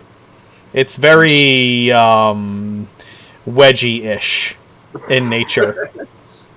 I'm so terrified to do telepathic bond for you that he's just gonna be saying stomp the whole time mentally, or if he can actually have a decent discussion mentally. I'm terrified. While I'm riding his shoulder, I'm going to start harmonizing with him. Walking not fun when it's nap time. Nap time. Walking not fun when it's nap time. Nap time. Badass. Wait. Oh, fall asleep now? Is now nap time? Not No, after demon kill, then nap. Okay. And you, Nap time.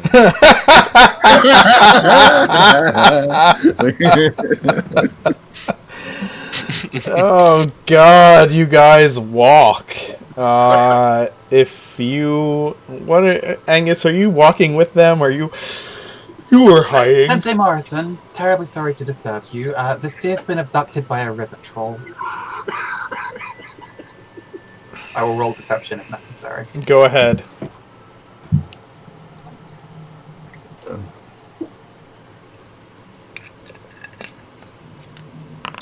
Just FYI, How many of those masters didn't notice a giant river troll standing outside the temple? Pretty sure they all did. Yeah, I'm pretty sure the screams from the other students probably alerted the entire place. Sensei Morrison says, was this his own fault?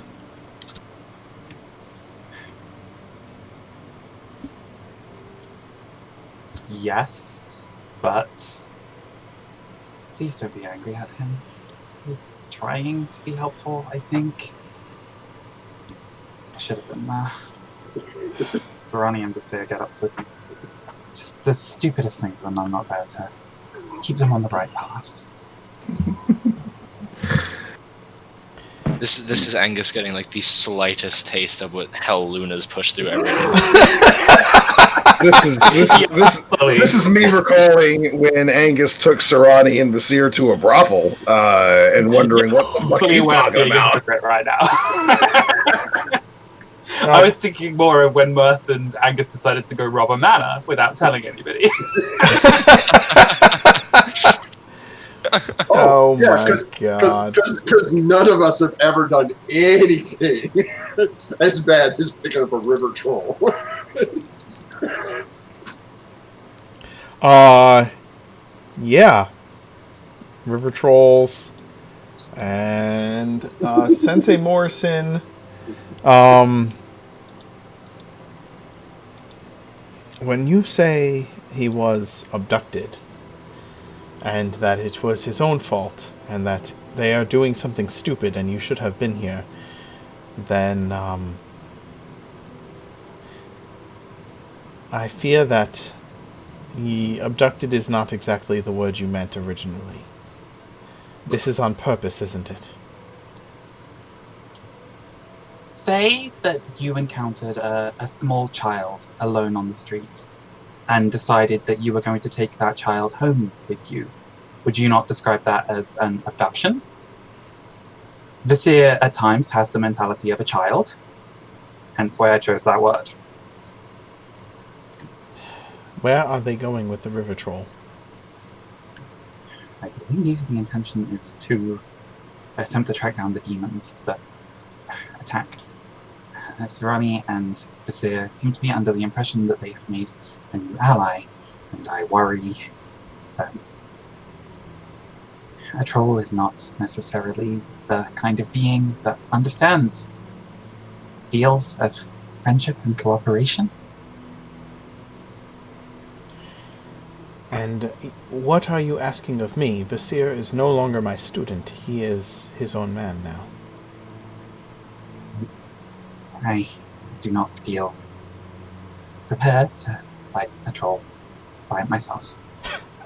If you have anybody here you would suggest could take up Master Crow's former position of defending the monastery, who might be able to assist me with ensuring that ideally we won't have to fight it. If there's anybody who can convince my friends that it's a bad idea to be cavorting about with a river troll,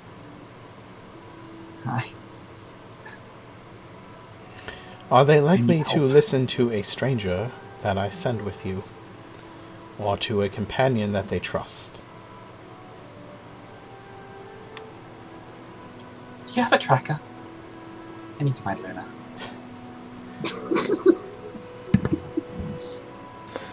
Walking's not fun when it's nap time. Walking's not fun when it's nap time. Sensei Morrison. Take me to St. Louis. Sensei Morrison. Excuse me. Nods. Putting him to sleep with our lullaby. I started it. Maybe I'm the one who needs a nap time, not the river troll. Probably. Sensei Morrison nods and says, I will send one of the recent graduates with you. Thank you. I do appreciate it. Again, I'm really sorry. I I should have. No, it's not worth reading it. This is what's happened. I just have to adapt. Thank you. And Angus will attempt his idea of a formal monastic bow, trying to be respectful, but it generally is just sort of very much the same way that Mirth was last week. A white guy's impression of what Asian culture is like. Yes. Sensei Morrison will bow to you and then say, "You have much self-doubt." Well, a little bit Merla stuck up in here. A little bit that I just learned that my soul is cursed by an ancient dead necromancer, and Thunder can't help, and Angus is just having a full-blown panic attack at this point. Sensei Morrison puts both of his hands on your shoulders and says, "Deep breath." Deep breath. Deep breath. And Angus reaches for his pack and lights one of his cigarillos and starts smoking that to calm down. Oh, that's the good stuff. Okay. Okay. So we find Luna, and she'll know what to say to make Mr. realize that the troll is not a friend.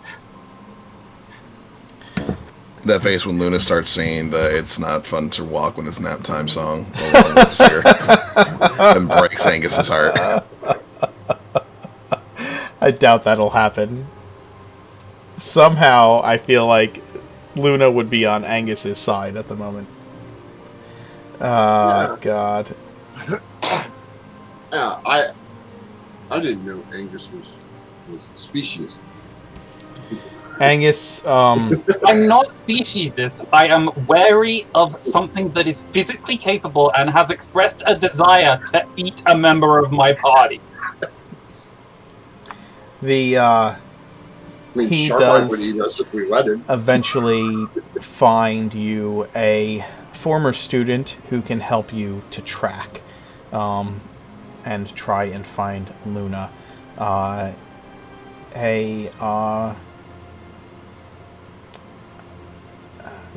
The monk that he finds is let's see. Tim. No.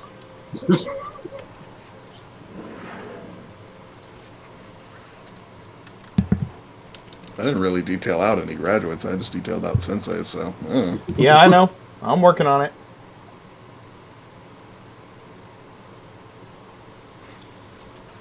Oh, it should be Sensei Smith's most recent graduate. it's got to be an open hand one. Yeah, graduate Bob.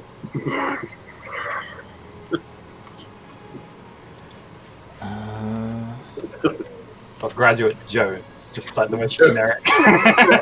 Smith.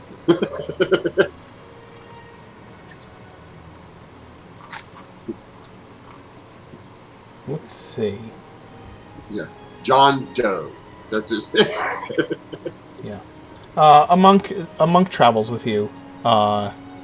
He is a what would he be? He'd be a let's see, he's a Leonin monk.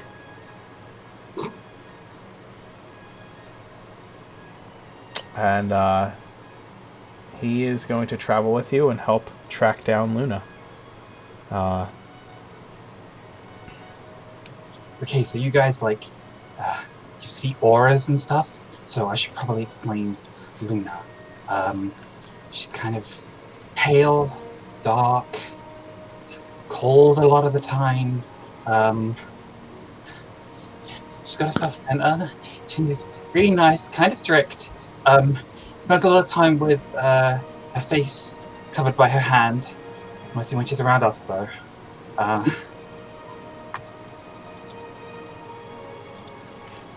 She's a cleric of thunder. I'm not sure if that helps. Do you know what her shoe size is? Do I? Based on the measurements we got. Yes. You're like talking about Aura, and he's like looking on the ground for tracks.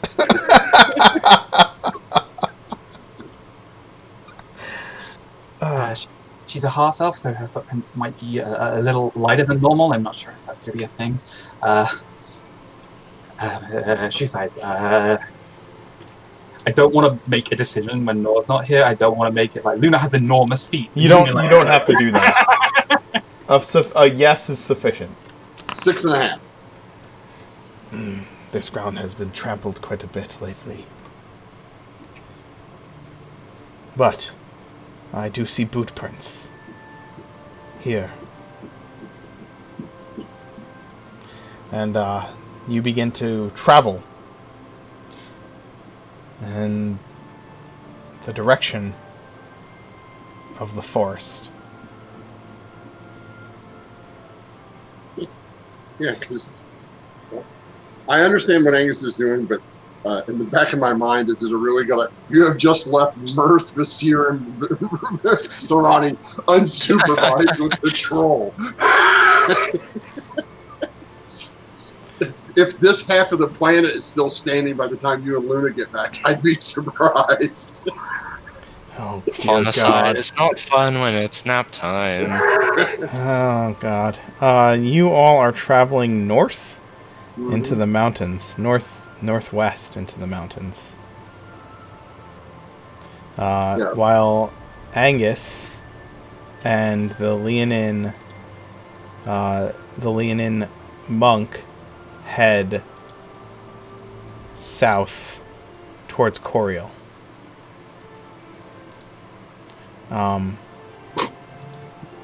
As you all head towards the mountains, I will need a survival check to pick up the trail of the tiny demonic footprints. I can guidance him, although I don't think he needs it. No, I don't think so either. Strong only has +3 on survival? Yep. Oh, crazy. Yeah, it's a wisdom thing. I'm not proficient in it. I only have 5 proficiencies. I'm not a bard, so you know. I have... oh, yeah, 7. never mind. Hold on, peace. Yeah. But you get like half proficiency for everything else, don't you? Yes, I have amazing skill checks. Yeah. But I'm assuming I have advantage with that because Oh, I'm Sharp actually Bite is better at helping. survival than you. Oh man, you guys are so all over the place today. So am I. I mean, Sharp Eye's helping. I don't think there's any way between the three of us, I don't think there's any way. I didn't mean to do that.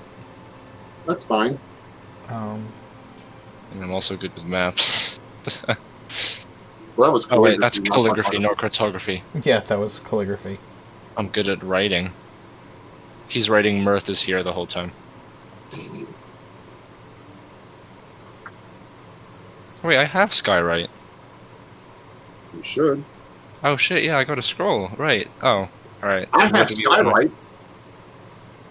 What do we want to write? Angus, we're over here. Just every couple of hours, just toss one in the air with the big arrow pointing down. Just keep announcing our presence everywhere, just as boisterously as possible. Yeah, because we're so stealthy with a 20-foot fucking troll. We're really going to sneak up on something. I'll just throw elves. Elves are stinky. Us. That won't draw any attention.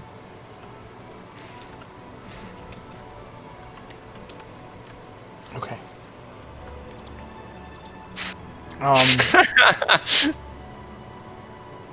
You're following the tracks of these creatures that you discovered toward the mountains, around the lake and north, in the direction of Reddenburg, but not quite that far. You begin to move into a into more mountainous territory, and the land is very dry. And as you move up through these mountains into the higher elevations, it begins to chill and become colder. And yet it's still very, very dry here. I will need a D12 roll. If I could. I can. Let's do that, I guess. Okay.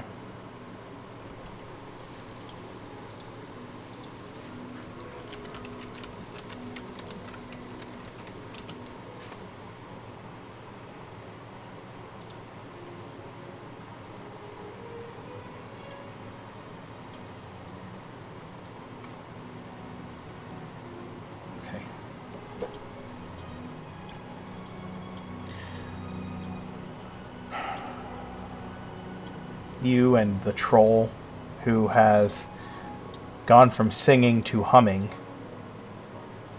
That's kind helpful. of rumbling. Vasir, there's a constant rumble as you sit on the shoulder of this troll. Every now and then he reaches up a meaty hand and picks one giant nostril and kind of looks at it and flings it in a direction. I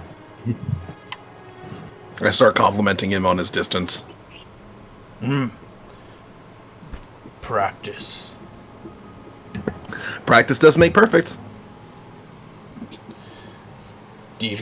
Are demons tasty?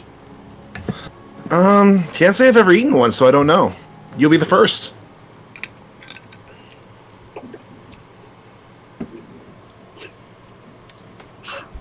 To ever eat a demon? I never had the opportunity. I will be the first demon you eat? You're not a demon. You're a troll. That's why I'm confused. Well, I've never eaten a demon before. You would be the first person to eat a demon. Ever? That I know of.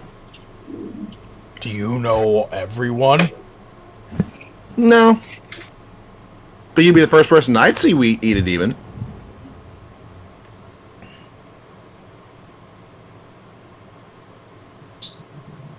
He looks down at Mirth and Sarani. Have you seen anyone eat demon? Well, can I hear him? I'm like 100 yards ahead of everybody. Probably, maybe not. He would look down at Mirth then. Seen anyone eat a demon? No. I would be first ever eat a demon.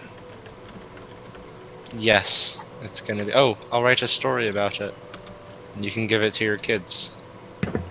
Oh, Mirth likes writing books, so if you could, explain to him exactly what a demon tastes like, he could write a book on proper demon eating.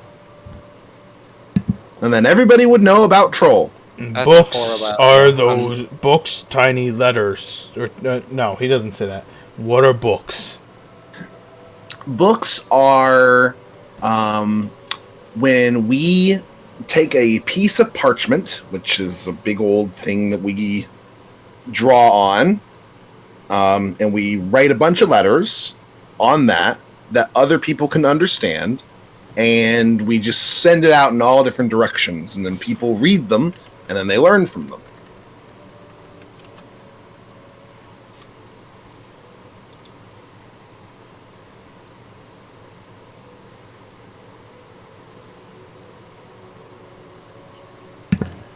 What is reading? What are letters? What is parchment?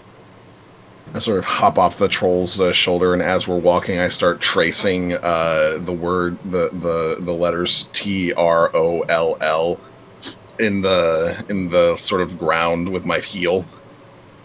Those are letters, and that spells troll.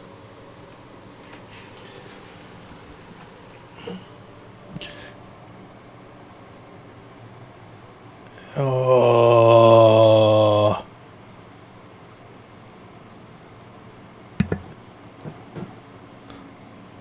You know when you look at things and you try to understand what you're looking at? Yes. That's like reading, but with letters instead of just any old thing. When you eat a horse, you taste the horse, right?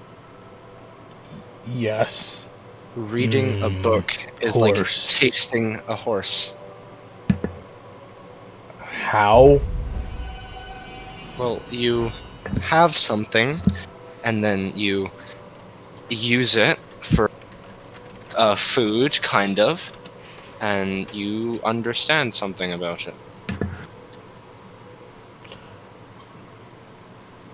You lost me with this one, Mirth. I don't know where you're going. I don't know where I'm going either. It's He I'm trying my reaches best. down to the L that you carved in the ground with the heel of your foot and picks up a huge clump of dirt and puts it in its mouth and chews and then spits it out. Not taste like horse, taste like mud. No, the word itself. You look at it, you read the letters, once you understand what the letters are, by looking at them and understanding what each one sounds like. So a T, this, sounds like T, R, R, O, O, L, L. So T, R, O, L. Troll. He drags his heel in the ground in the shape of a T. That did not make a T sound. That sounded like scratch. It's how it's supposed to sound in your head. You understand that picture as a T sound. When you look at that, in your head, you go, T. He looks at the T. I'm gonna cast My message head on him didn't go and T. I'm gonna cast message on him and go T, so he hears it in his head. Oh, it worked! It worked! It-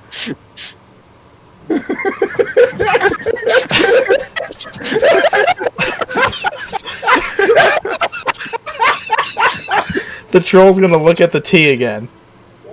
Intensely look at it. I'll repeat it.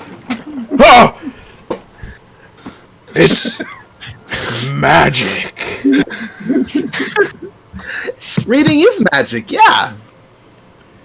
Hey, wait, what's that one do? I won't look at it yet. And he points to the R. That's an R. It goes R. Let me try.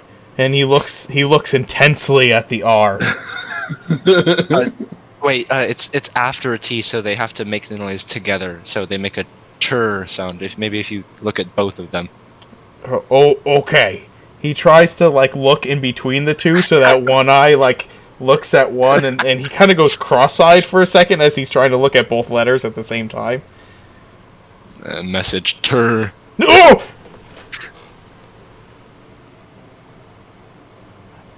How did that happen? It's reading. Reading is terrifying. Lots of people read, Troll. People read trolls? A lot of people read a lot of things, trolls included. I've read about trolls. Reading scarce troll and speaks in head. What if it gets stuck in head? Oh, when it gets stuck in your head, that's called learning. I don't like it.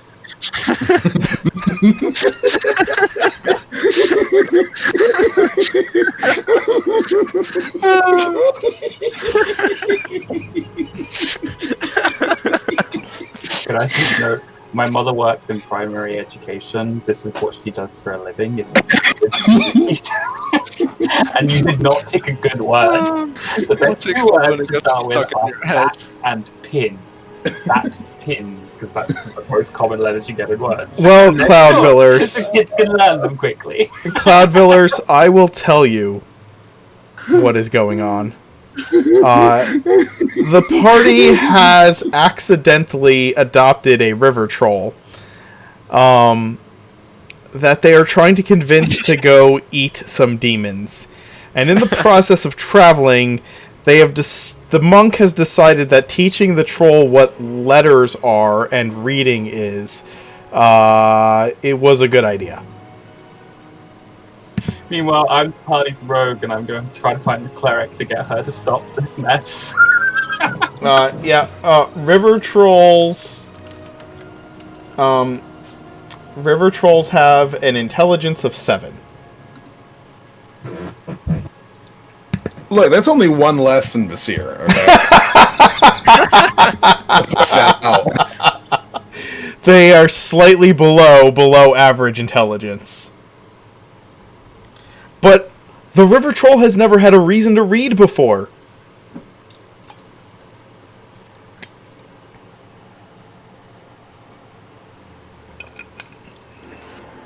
Oh god. Yeah, that's exactly what's happening. What's it called when it gets stuck in your head? That's learning. I don't like it. Oh, I love that shit. Oh my god. And you continue to move into the mountains, sensing them getting again, there's a chill in the air, but it's not cold. It's certainly not cold enough for things to freeze. And everything is very dry and dusty. Just these mountains that have the appearance of I think someone described it as the desert taking over from the other side of the mountains. These mountains should be they look like they would be forested mountains as you are traveling in them. But the trees are all the trees are dead. Can I tell what killed them? Drought. They are dried out. They're brittle and breaking. Oh, shit, I didn't mean to do that. I have a bunch of chalk. I'm debating over whether giving it to the troll is a good idea.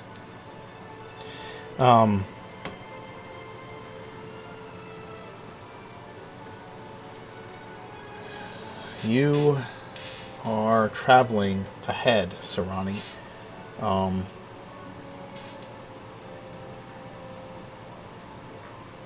Yes, I am. Yeah. I know that you are. Hold on.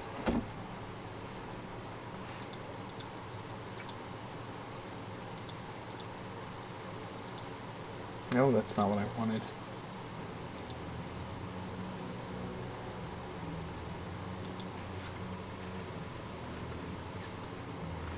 I almost feel bad for you as a DM. Why? Well, I mean, because I know you planned a encounter of some sort and didn't plan on us bringing a river troll to the party. Oh, what the hell ever.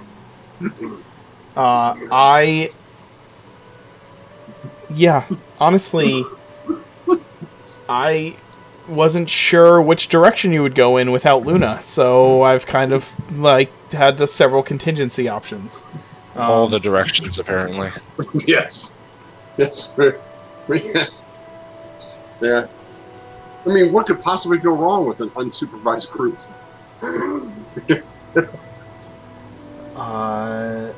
Sarani, give me a... Are you moving quietly as you track, or are you moving... Yes. You are. Yeah, I'm trying to get a good head start on the group because I know the troll is, not as quiet as the rest of the group.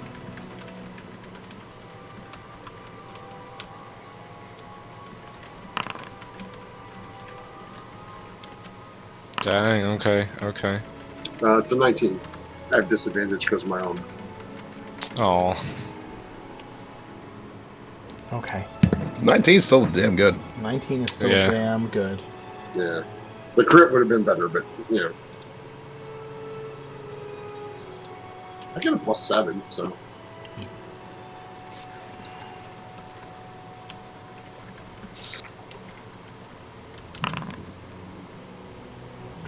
Sarani, as you're moving through this pass, tracking these steps, these tracks of What appears to be an imp. yeah, they're like closet imp of some tracks sort. on the ground. No, Mirth just does not have a camera, but Mirth is here. As you're moving through this rocky, it's not really a pass. It's just an area, a low, flatter area amongst several rising slopes. Yeah. You suddenly hear howling. What kind of howling? Like a warning howl. From a wolf or something larger? Larger than a wolf. Do the rest of us hear it too? He is about 100 feet up, so I will say yes. And then several creatures begin to charge in your direction. Oh joy! Sarani. Do they see me? They do. They clearly see you. Oh, goody. Let's get it on. All right. Oh, I had a question before combat comes up entirely. Yeah. What did we do with those 2 magic items we got from the Aboleth? I don't think we ever divided those. No, we did. Luna took the shield and well, we offered that rapier to you and Angus, and I don't think you either didn't answer or said no, it's fine, and Angus said that we should store it. Okay, So it's currently in my haversack. no problem. Oh, I couldn't remember. Can we double check that? I thought Luna had it. Luna has the Well- shield.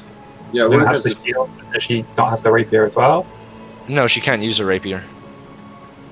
Yeah, but it's just I'm not thinking about whether she's going to be using it in combat. I'm thinking about the significance that having a sword that once belonged to an elven warrior might have to Luna based on the information she got from Queen Edelyn back when we were in Twilight Hill, where Can she suggested that check. it might be worth the party going to Coriel Wood.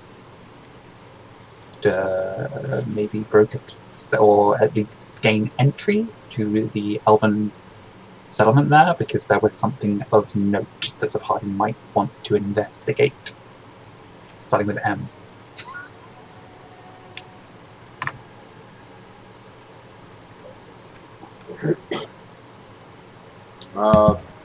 Pig the Man. Technically, if you roll a 1 and put it in intelligence, you are unplayable as a character. Anything below 3 is not playable as a character. You can't roll anything below a 3. Yeah. Yeah, because you have to have at least 3 dice, so. You can Yeah. get knocked down to 1 intelligence if you get hit by feeble mind, though, and it basically describes it as like you can recognize your friends, but you can't really do anything. You're just Yeah. dragged around. You're just Until- gibbering wreck until you get removed. Yeah. It's a Yeah, Nash animal- spell. I can't animal- wait to get it. Yeah. Animal intelligence is considered 3 to 6. I thought animal intelligence at the very least was like fucking 2 to 4 or something like that. No, it's 3 to 6 because some of those won't work. Some of the Yeah, oozes and stuff are like 1 to 2. yeah, the beast. Most of the trainable beasts have to have an intelligence of at least a 3 for you to train it. And they have basic functions as well. It's Yeah. not like they're like oozes are just mindless. Animals have instincts and processing functions, but not like insight, learning, intelligence. I'm in bio now. I can say all this fancy stuff. Yeah, Ooh. yeah. Ryfel, you could roll a 3 and then have a race with a -2 int. But I don't know a DM that would allow you to play one with a 1 intelligence because you would literally be unable to communicate or perform anything that wasn't an autonomous function, such as breathing and keeping your heart beating.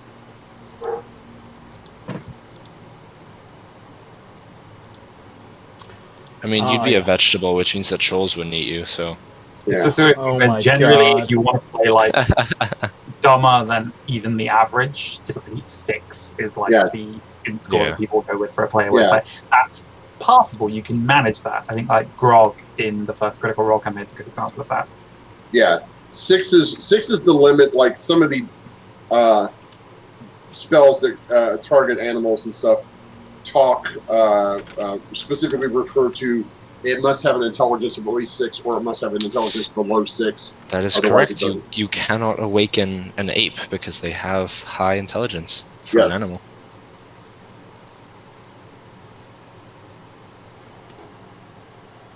Okay, cool.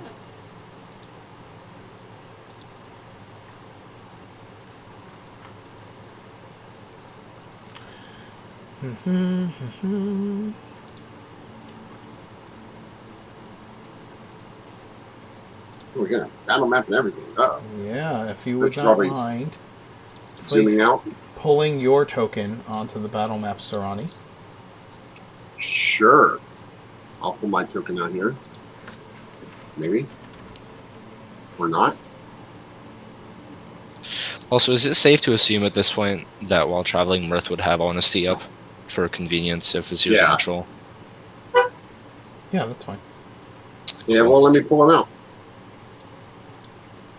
Can you use that? Can Oh, you there move it that is. around? Yes, I can move that around. There we Alright, go. good. You got that at 120 or just 60? Because it should be 120. What, your vision? Yeah. Oh, right. You know what? I'll just turn it off because it's daylight and you guys are outside. Okay. So you don't need that. Works for me. I know it's hard to it's hard to remember sometimes what everybody's dark vision is. No, I just have to set it up for the new token because I re-added your character sheet, right? Yeah. So, Ooh, this is fancy. Look at this. Yeah. That's a nice. I'm getting like Lion King vibes from this map. Yeah. Simba. Afternoon maps. I'll have to check them out. Simba. Long live the Uh, king. This everybody, looks like it was done with Dungeon Draft. I'm going to actually put... If the rest of you will put your tokens off the map, I will initiate the combat. I do not appear to be able to do so. Yeah, I don't have a token either. Wow, that's I have a weird. water elemental.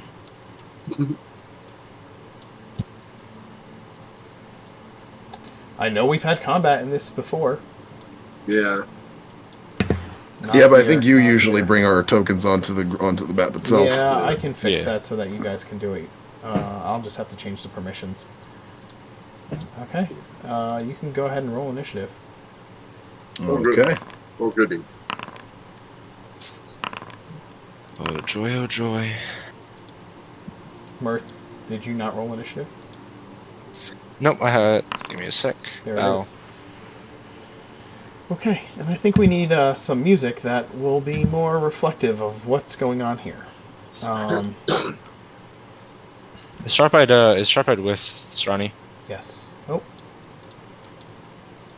Yeah, I'm assuming that it would be like that is Yeah. more likely how it would be. So let me go ahead and change up the music. All right. Wow. I just want to give a shout out to our raiding party from. I don't know how to say your name. I'm so sorry. Voivodek Houtek? I'm not sure. I'm sorry. But yeah, 31 viewers right now. That's amazing. Thank you so much for all of you who are watching, all of you who are rating. If you have not been here before, if you've not watched our streams and this is your first time here, give us a shout out and say hi. We would love to say hi to you and thank you for watching. we are trying to do a couple of things. First of all, you can join our Discord here. I just put it in the chat, and check out what's going on there. Feel free to say hello. We've got a whole bunch of stuff going on. We're going to do some giveaways soon. We're trying to get to 500 followers, trying to get to 50 subscribers. We're going to give away some dice. We're going to give away some D&D books. But thank you for showing up. We appreciate you watching, and I hope you're enjoying the stream. I will be giving away a bunch of stuff too over mine. They're about 100 feet ahead of you, Vasir. So I will have you jump in. Next round. When you get there. What'll help us get to 500 followers, Cloud? That follow from you, that'll definitely help. Thank you so much. You're awesome. Everybody. Oh yeah, we need a river troll on here, don't we? Yeah, we do. We can get a river troll. We brought him for a reason. Oh no. Oh wait. I know why.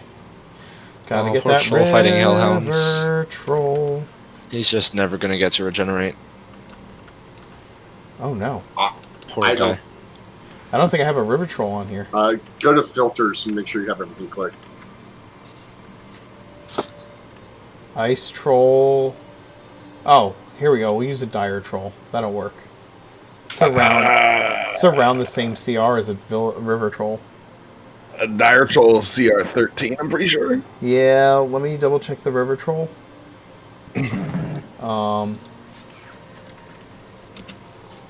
river troll. I mean, if you want to give us a dire troll to be friends with, I'm totally down. I mean, a river troll is CR 9. Okay. Let's see. Rot troll? That's not quite right. Yeah, do you have all in the filter tab, do you have all of them checked? Uh, Up at the top. Yeah. Click, yeah. Well, no, because you're missing a bunch of those things at the bottom. I'm looking at if you click all, it should select all the other stuff at the bottom, too. Oh, gotcha. Are you looking at the stream? Yeah, I'm watching the stream. The ice troll should be about similar. Click all. Yeah, see, that grabs a bunch of other stuff. Still no river troll. That's alright. I'm just going to get a normal troll. Aquatic troll is CR5, but it should be a bigger one than that, so I will just adjust the CR. Sweet. Make it CR9. Because we can do things like that. Yep. So... Yeah, thanks for the follow, Sky MP3. Yeah. I need to edit its token size. So you're getting a brief look at how Foundry works while I'm doing this. Yay, Foundry. So this should be at 3 and 3. Update token. There you go. That's a river troll. That's a Vasir on a river troll shoulder. You need to change the name to Troll. Oh, it still says troll. Okay, and then we need the fight music, right? We need battle music. Yeah, fight music. We need to get all battle-y in here. Our battle chant is just walking Troll, like fun and troll, troll.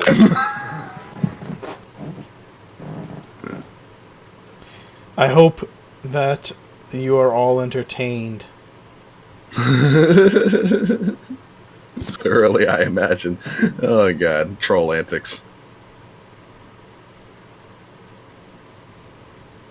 Ooh, that's nice. See, I turned the music on just for you.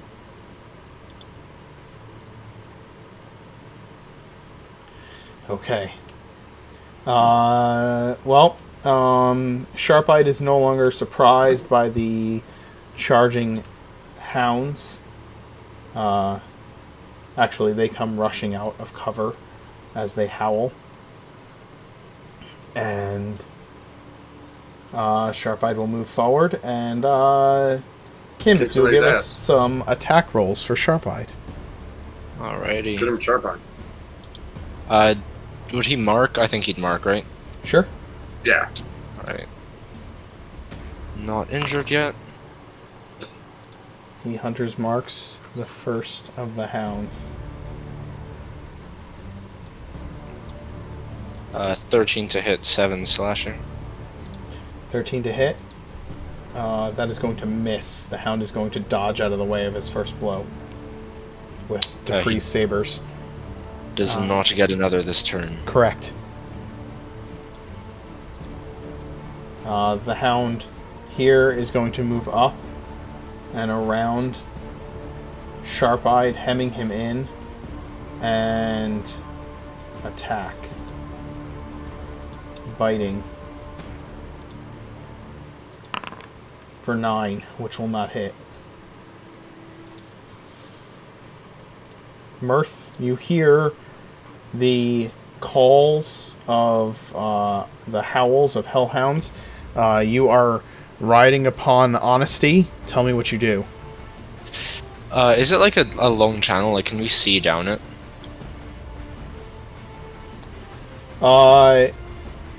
Yeah, you can. You. I guess you could. Yes, you could see down it. Okay. Then I'm just gonna hang back. And I will... Alright, the temperature drops a little bit more as 2 icy bolts of blue energy coalesce in my hand, and I will just sling them in succession at the closest one. Okay. 16 on the first one.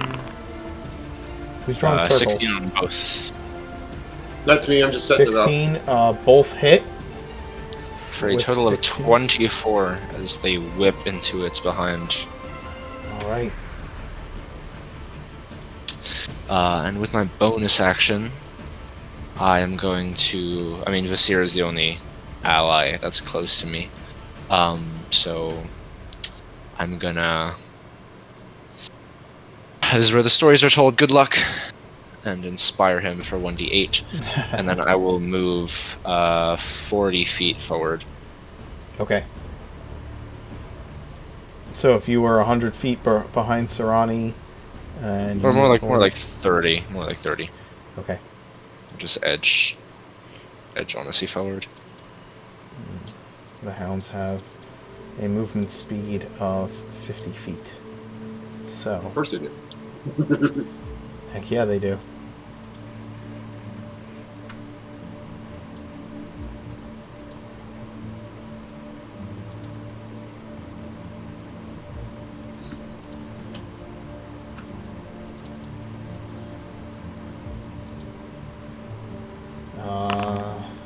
This one will miss as well. They're not Sure is getting a very god. lucky. Yeah. Look at him. Hey, Steven, welcome to the chat. You missed all the fun antics already. We're into the combat now. Oh, I feel like Stefan would love the troll. Yeah. Troll travels. Can they see me from there? I mean, yeah, maybe they would just attack. Sure, we'll say that they just, surround. I mean, if you say they can, they can. I don't care. I was just curious. They'll just surround Sharp-Eyed. He would be the first thing that they see, right? So, oh, they have pack tactics. They should have been rolling with advantage. Anyway. So, that last one still would have missed. This one will attack with advantage and get a +5. So, that is going to hit. And deal a total of 17 damage to Sharp-Eyed. 9 bite damage and 8 fire. Alright, so half of the fire is reduced by the ring. Yes. So only 13. Yep, magic doggos. Vasir, you're 100 feet away. You see all hellhounds breaking loose. All right. I'll go ahead and step of the wind to get basically right here. Okay. That's 90 feet of movement right there. Yes, it is. And I'll go ahead and start pelting this particular hellhound with some darts. Okay. Feel like that's appropriate. Sure is. Throw them darts. For a 16 and a 22. Sure.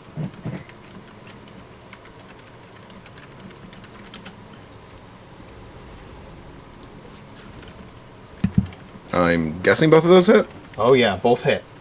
Alright, phenomenal. Roll your damage. For a total of 16 damage from a couple damage. darts. All right. And it'll just kind of round that off with a... Yeah, boys, come on! Oh, really? Okay. Serrani? Oh, you know what? We need a troll on the map. Or a troll on the initiative. Yep. There we go. The he's right troll's after me. actually going to go right after Vasir. Oh, okay. But I don't think he can catch up, right? The troll has a speed of 30 feet, so he's going to get within 40 feet of the fight. So 5, 10, 15, 5, 10, 15, 20, 25, 30, 35, 40. Actually, yep, he'll move. I'll be, I guess, that close. Now it's Serrani's turn. So Serrani is going to... Let me double check the distance here. Okay, if I get to there, I can get to there. Good. Okay. So I'm gonna Misty Step to here.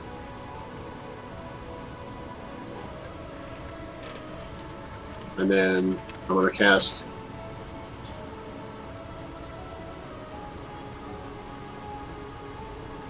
Spike growth.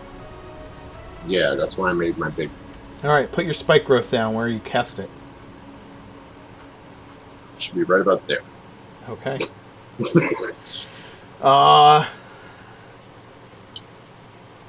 Any creature that can't see the area within time. Let's see. Spikes, thorns. The area becomes difficult terrain for the duration when a creature moves into or within the area. Okay, understood. It takes 2d4 piercing for every 5 feet. Hot damn. Yeah, and I'm trying to find a... You don't have that mod on there yet, so I have to hook you up with it. I use that as concentration. There's one that allows, when you hover over the icons for all the different status effects, it makes them big so you can see which ones they are. Gotcha. Yeah, there's mods I need to add. Yeah. Alright. That's your full action? Yes, see, bonus action, Misty Step, action. Yeah. You can't Those are cast... 2-leveled spells. You cannot Yeah. cast Spike Growth if you cast Misty Step. You can only... If you cast a spell as a bonus action, you can only cast a cantrip. Okay. Alright, then I'll move to here Okay. and not cast the Misty Step, which I will put back on my... Understood. Any bonus actions then? Yeah, well, bonus action, activate the swarm. Okay. Or the halo. Yep.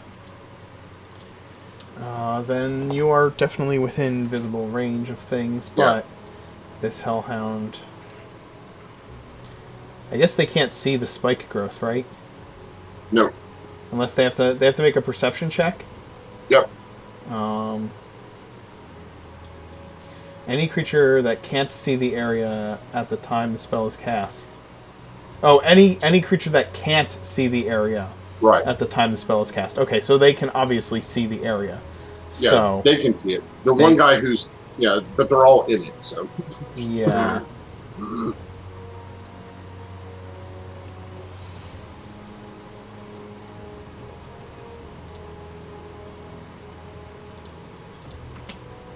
So that's going to take 2, 4, 6.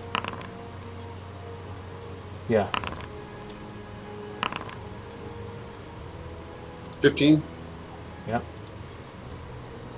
as it charges towards Vasir, who is whistling for the doggos.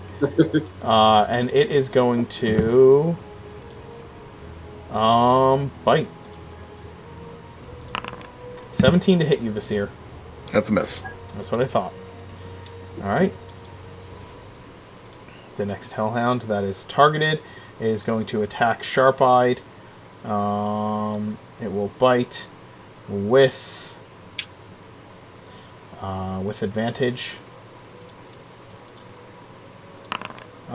23 to hit is going to, or 21 to hit is going to hit. Wait a minute. Yeah, Mark, hold on a second. Yes. It's difficult terrain. Did he have enough movement to get there? Oh, it is difficult terrain. So, 10, 20. Let me double check the measurements. So that would be 20 feet. That's 5, 10, 15, 20. On top of it, that's 40, 45, 50. Yes, that moves. That uses Just all barely. of his terrain. Okay. Yeah. I just remembered it was difficult terrain. Yep, it uses all of his movement, but he can do it. Yeah.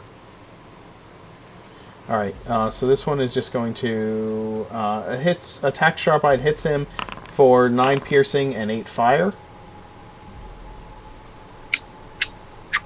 You're keeping track of that, right, Kim?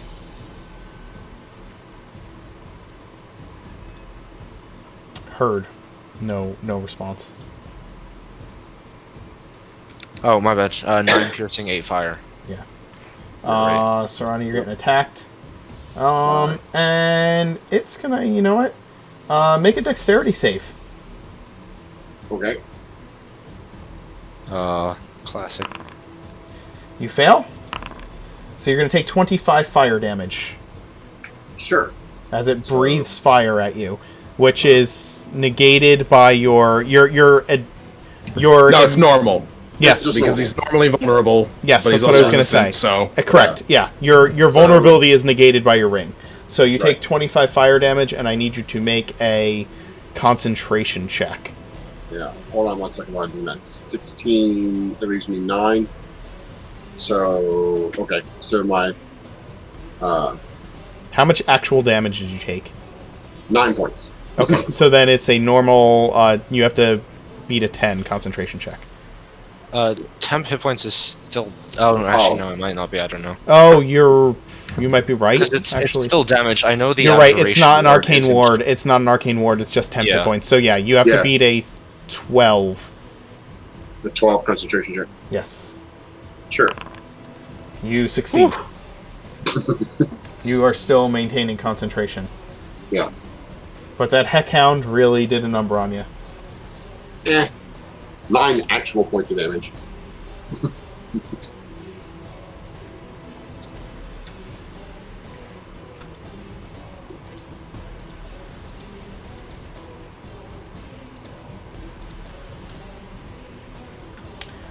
This one is going to take 4d4 points of damage. Okay, so it takes... Ouch. And then it will make another dex save.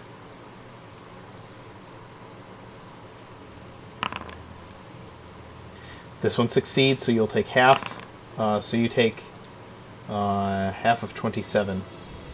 So it's going to be 13 damage. And then I'll need you to make another concentration check. I'll just drop it. Okay. Because they're all past it now. Yeah. Go ahead and delete it. I didn't know how many of them there were going to be, so... Sure. Do I see... I don't see any more around You don't see any more, no. Okay, cool. Yeah, I'll drop it.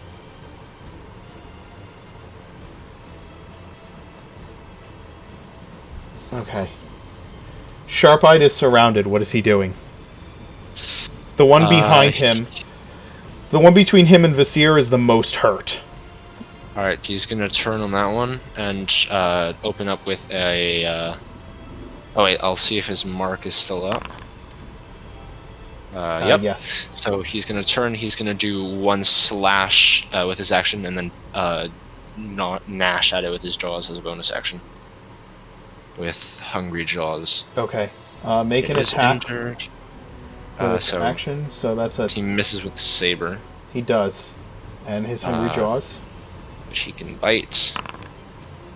The bite hits for So 4. that is a weapon attack.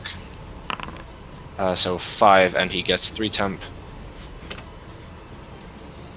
It is destroyed as Hey, alright. Sharp-Eyed chomps down on the back of its throat and kind of rips it apart, and it falls to the ground yelping, and it dies.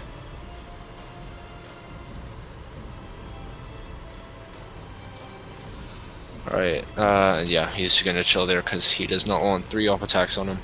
Sure.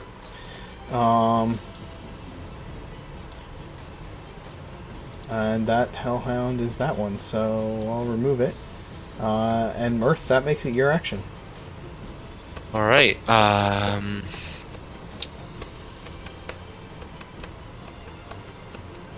let's see.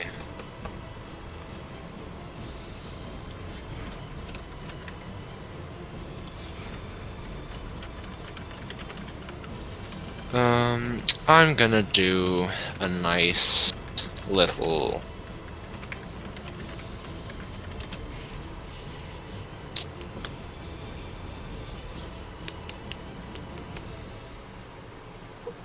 This is difficult. Alright, I'm feeling flash. Yeah, I'm gonna drop a hypnotic pattern on the 4 hounds here. Oh, actually, I can... 1 second. On... Yeah, these 5. You're dropping a hypnotic pattern on which 5? Can you just... These... Yeah, There you go, thank you. Okay, so they need wisdom saves, correct? Yes, sir. GC 17 wisdom. So does Sharp-Eyed. Question, Alex. Is there a way to do mass rolls? Like how do you mean? Like, if I wanted to do saving throw rolls for all of these hellhounds at once, is there you a would way just I can... you would highlight all of the ones that are doing the saving throw, and then just click the saving throw button for the spell that's being cast. And then it would ask you to... It would just basically just ask you whether or not it's advantage or disadvantage or normal for each of them, and it would just... Interesting. Can you throw the spell into the chat, Kim? Yeah, I can. Yes.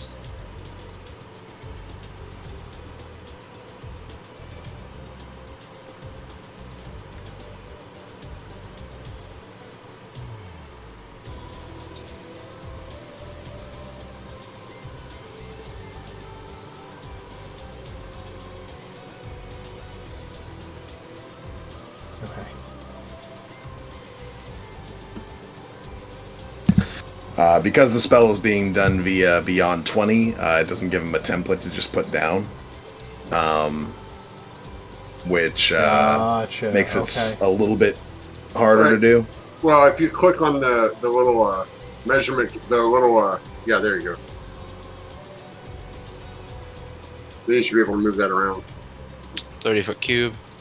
Yeah, but still, I don't think I can roll all of their stuff at once. Yeah, normally what it does when you cast it in Foundry is it gives a button that says DC blah blah throw, Yeah. and then from there you would highlight everything that's affected and just click on that button. Understood. Oh, gotcha. Yeah. There should be that's another mod that you can get where you can just highlight and roll for everybody at once. Okay. This one is going to be hypnotized. This one... That's something I'm going to have to do at some point. Is going to be hypnotized. This one is going to be hypnotized. And this one is 15. Nope, fail. Jesus. DC 17, level 9, baby. Yep. And the last one, 17. Alright, so one of them is fine. If it makes One you of feel them is any better, fine. Sharp-Eyed is also zoinked. Alright, so we'll give him a little marker or two, showing that he is zoinked. Okay. So you got 5, you got 4 of them plus Sharp Eye? Yeah, 4 plus Yeah. Sharp Eye. And they all look visibly dazed as like blue butterflies swirl around their head. Awesome. And then Mirth is going to, with his bonus action, yell out at Vasir, I have these 4 locked down, go help Sarani, and inspire Sarani this time, as he moves within 60 feet of Sarani. Okay.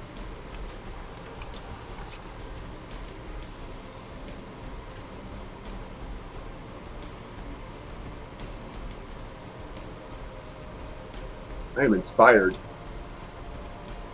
Alright. You are inspired. Okay. Stun. David, if you want, you can control the troll. I'll give you I'll give you the troll so that you can control it in combat. Oh look, they brought a cave troll. Let me give you the permission. Sorry, I figured somebody had to say that. Absolutely. I gotta get rid of some of these extra players we have on here. We don't need the Saturday crew having players. No. Okay, so this hound is hypnotized. This hound is hypnotized. Vasir, it's your action. Alright, well, I was asked to go help Sarani, so I'm going to go help Sarani. 1, 2, 3, 4, 5, 6, 7, 8, 9. Boom. And then we'll start attacking this guy. Okay. Ba-da-da-da, Alright, go ahead and make your attacks.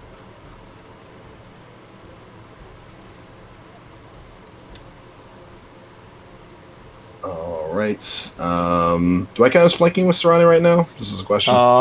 You do not. It'd have to be a straight line. Okay.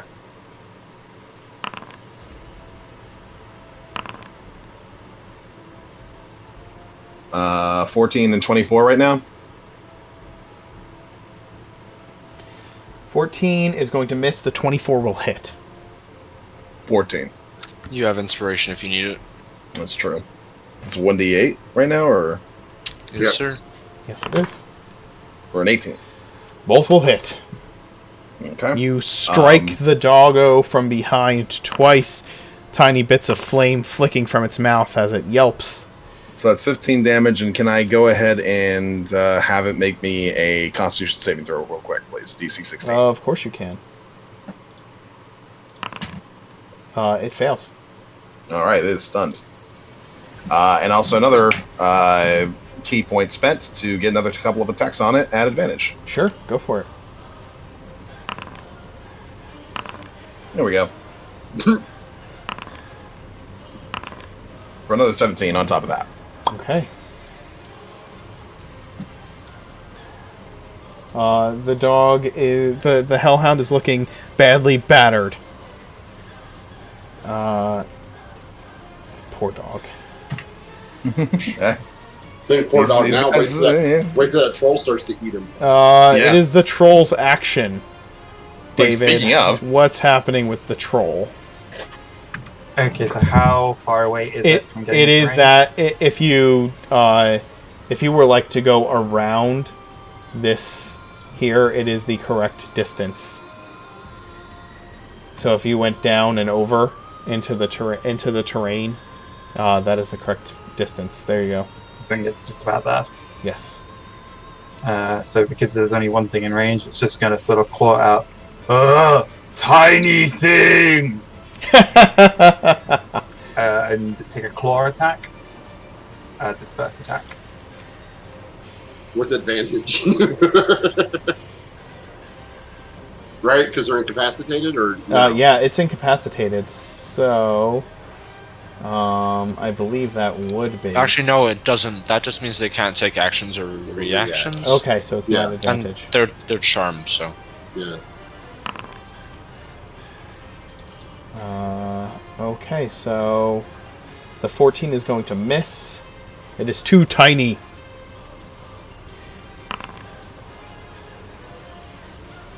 Unfortunately, both attacks miss. Oh dear lord! I think it's Bite gets a it. bite attack too. At least it's still stunned. Yeah, I'm just checking the Impressive wording charm. because sometimes you need to hit an attack to then follow up. But yeah, it is just a bite Nope, attack. a bite and 2 claws. Also, Dear God! if you drop down the menu on the character sheet, like if you click on bite, it'll drop it down and it'll just have the die code right in there. So if you want to just roll it right from there, it might be easier. Okay. Yeah. Still getting used to Foundry. Yeah, This thing- believe me, so am I. He definitely is tired. Holy hell! Yeah, he wanted a nap. You guys wouldn't His listen. highest roll is a 6. Yeah, he rolled a 1 on that bite. Probably should eat some rocks. Probably is eating some rocks. Sarani, it's your Sorry, action. throw rock. I'm going to make our lives a little better by casting. This doesn't do any good to cast the upcast, does it? You No. can do the upcast, I think. Well, no, fairy fire doesn't. It doesn't do anything with the upcast. Does No, it? it doesn't upcast. No. So I will fairy fire, and it is a 20-foot cube. Sorry, That's only a 6-foot cube. no, that was a. Oh, that was a sphere. Yes, you need a 20-foot cube, and you need to place it where it is going so that I can make dexterity saves. There. Then we will move it to here.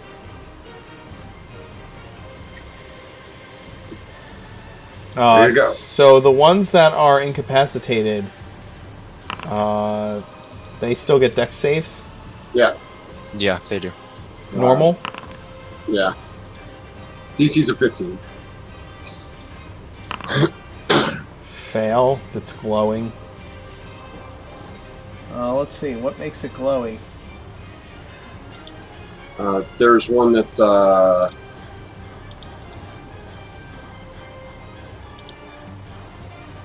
we'll do that one. That's fine. yeah.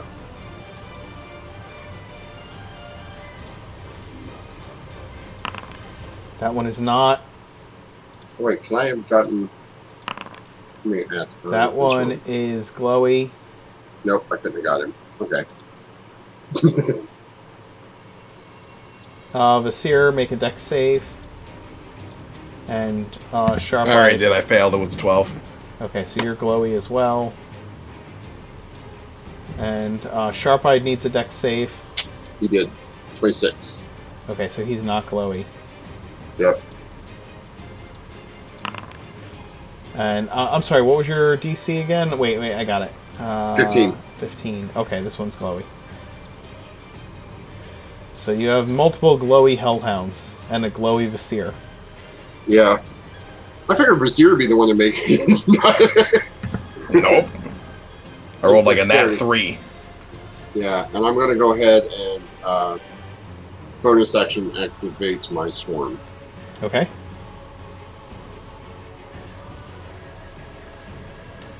And that'll be my turn. Oh, reaction. I'm gonna react. I'm gonna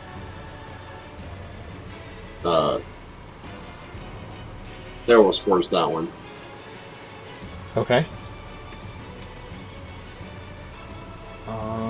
What is... Starting at second level, you are surrounded by invisible necrotic spores that are harmless until you unleash them on a creature nearby. When a creature you can see moves into a space within 10 feet of you, or starts its turn there. So when it starts its turn, you can Halo Spores it. Yeah. Oh, it goes next. So yeah, that... Oh, Yeah. no, it doesn't. That's incapacitated. That one is incapacitated. This one is going to attack you, but first I'll see if it... let's see if it recharges. I already used its ability.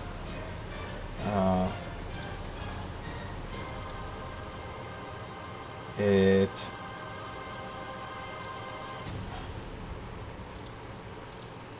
Yeah.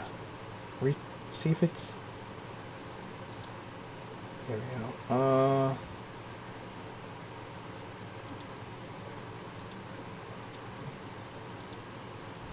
Why isn't it rolling to see if it Yeah, I don't think it'll roll to do that. I think It will, but it's not right now.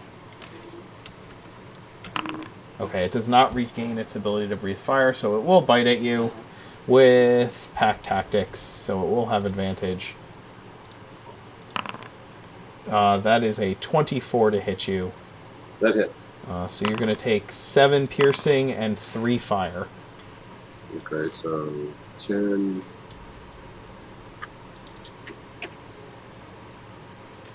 Fairy fire is not concentration? Or is it concentration? I'm looking at it. It is. It is. That's It what is. I thought. That is what I thought. I made it. Okay, that's fine. And then this Hellhound is going to... it's the start of its turn, so you can unleash the spores. So it's going to take 5 damage from the spores. And then it is going to attack Vasir, because Vasir punched it in the butt. Actually, it's not. He's stunned. Yep. So, when does he become unstunned? At the start of your turn? The end of my turn. Okay.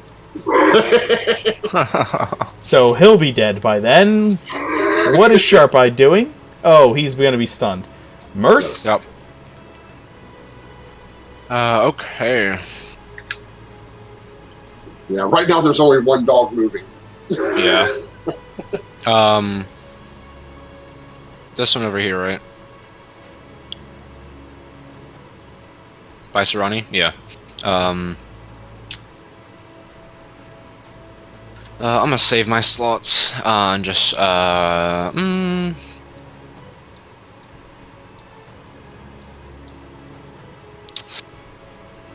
yeah, I'm gonna do a dissonant whisper. Oh no, he's already used his reaction. I'm gonna sling 2 Eldritch Blast at it. At which one? The one that's moving. The only one that isn't zoinked out. Yeah, that one. This one? Yes. Okay. Go ahead. And I can move down to get line of sight. That's fine. Now fire 2 Eldritch Blasts. Miss. Ouch. And that's a 17. That is going to be a hit, even with having cover from Serrani. So you hit with the second one. Bonus action, I'm going to... How tall is this rock? Tall enough that you can't see Vasir on the other side of it. Alright, can I Misty Step on top of it? You can. Sweet. He teleports up there with a little poof. There you go. And he feels like Scar now, like Uncle Scar. Of course he does. Vasir, it's your action. Alrighty then. Sorry, Advantage all the way around. Yes. Angus and the Leonid monk are singing Hakuna Matata off.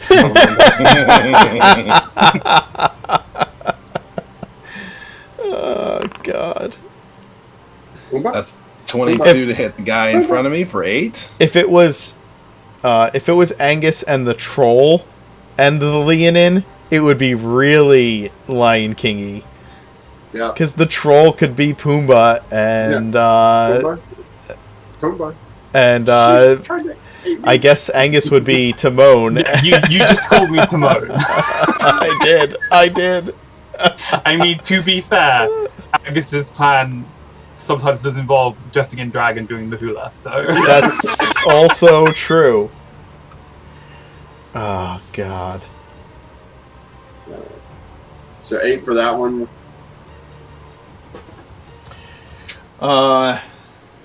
The first one hits Vasir. That's for 8 damage. And does that take him down? Yeah, that'll take it down. Awesome. And then I will head over here. Yep. And we're going to go ahead and roll again. 17 to hit. Key points for a crit. That's a crit. The 17 Two will crits. hit. The 17 will hit, and then the 2 crits. So damage on the damage on the first one is 11. Is that correct? Correct. Okay, and then the 2 crits. So the 2 crits, because of the way we do crits, I'm going to roll them normally, and then we're going to add 6 on top of them. So 16 and 14 for 27, 41 damage altogether. You destroy that hellhound in a Holy flurry of activity. fuck. Okay. Because of your double critical strikes. Tell me how this hellhound bites the dust. A good old-fashioned one, too. He comes up behind the hellhound and gives it a kick in the ass and forces it to turn around and face him. And he uppercuts it right underneath the jaw as it goes up on kind of its hind legs to a degree. And then he does a spin side kick and just kicks the underbelly of the hound and just, like, splits him in half with the force of the kick. Oof. A burst of flame explodes from it as its parts hit the ground. I see you've been practicing your kicks again this year. Well, kicks hit harder than punches, so yeah. Troll? Troll the troll? What are you doing? Tra. Tra. Tra. It is in my head. I do not like it. And then going to take claw attack first on the hound. Alright. Make your attacks. That will miss the troll. No, he has advantage. Why? Oh no, that one's not lit up. Sorry. No, but he'll miss with the first one and hit with the second for 13 damage against it. It is no longer incapacitated after that. And then it's going to miss its bite. Okay. Sarani. I'm going to move to here. Do a really low damage area effect attack on the rest of those hounds. No. Oh. Please. No. Sarati's going to draw his... oh, wait. Yeah, where is it?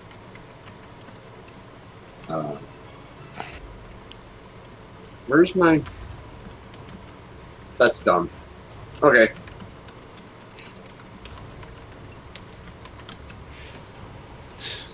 There it is. Okay. Sorry. It was not listed as scimitar attack.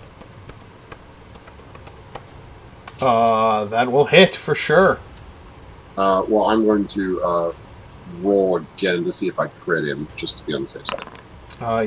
Oh, he is not glowing. You do not have advantage. Yeah, he is. One. Yeah, that one's glowing. This one is not. This one is glowing, and this one is glowing.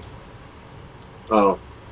Yeah, that one's it's hunter's marked by Sharp-Eyed and it's Oh, it's super, hunter's marked. Oh, okay. Yep. All right, so 14 total damage. And then I'm going to move it to this space here.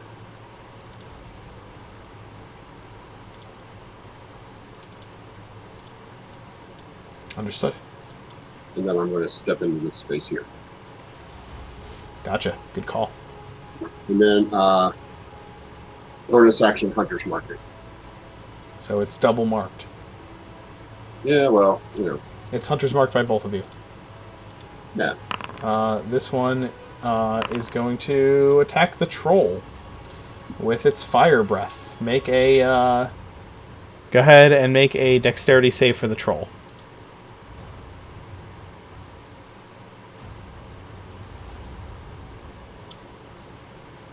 So just trying to find where they are on. Just roll. Just click the dexterity. It doesn't have an actual save.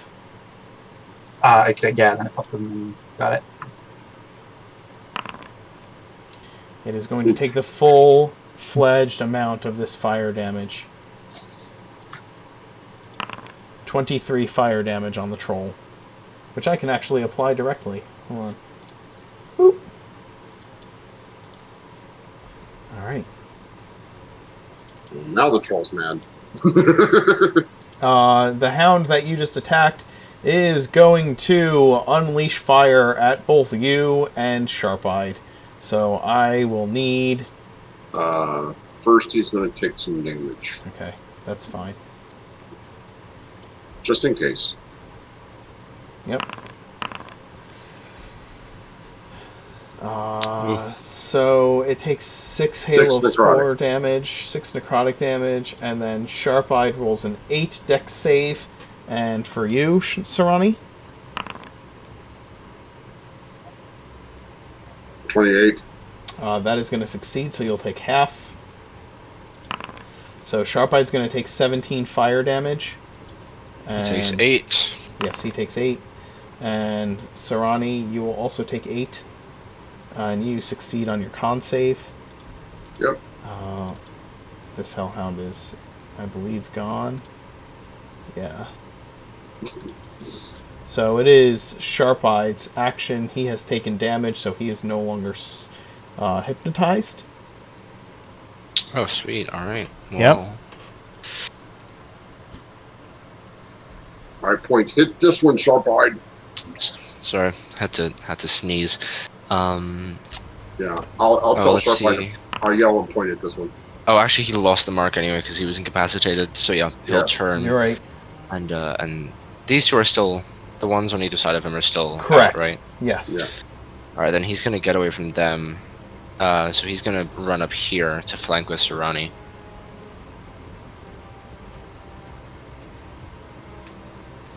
Okay.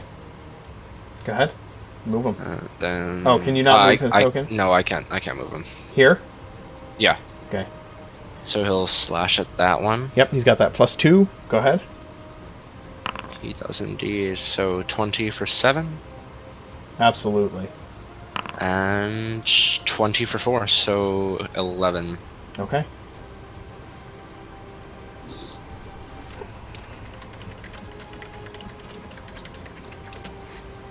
Cloud, thanks for hanging out and for the follow.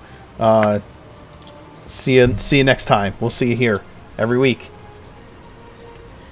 All right, Mirth, it is your action. Yes, it is. Oh, are the Hellhounds discorporating when they die? The Hellhounds are...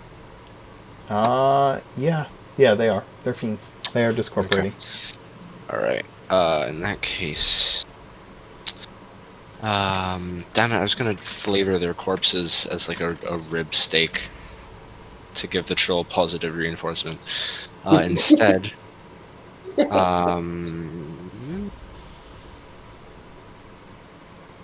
I'm just gonna... I'm gonna clear this one out. Okay. The one between Sarani and Sharp-Eyed. Sure, go ahead. Make your attack. 2 high-angled beams. Sure, Ooh, that's going to 26. hit. Both are going to hit. And For 22. For 22 damage. Alright. That destroys the Hellhound. Fuck yeah. Alright, so it just gets like a spear through each of its like shoulders and collapses and pops. Bonus action, I'm going to throw a healing word on Sharp-Eyed. Cool. Go ahead and drop that. So Because I decided to pick it up. Decided to pick it up after our long rest because we are down a cleric right now. Yeah. Okay, and that is it pour moi.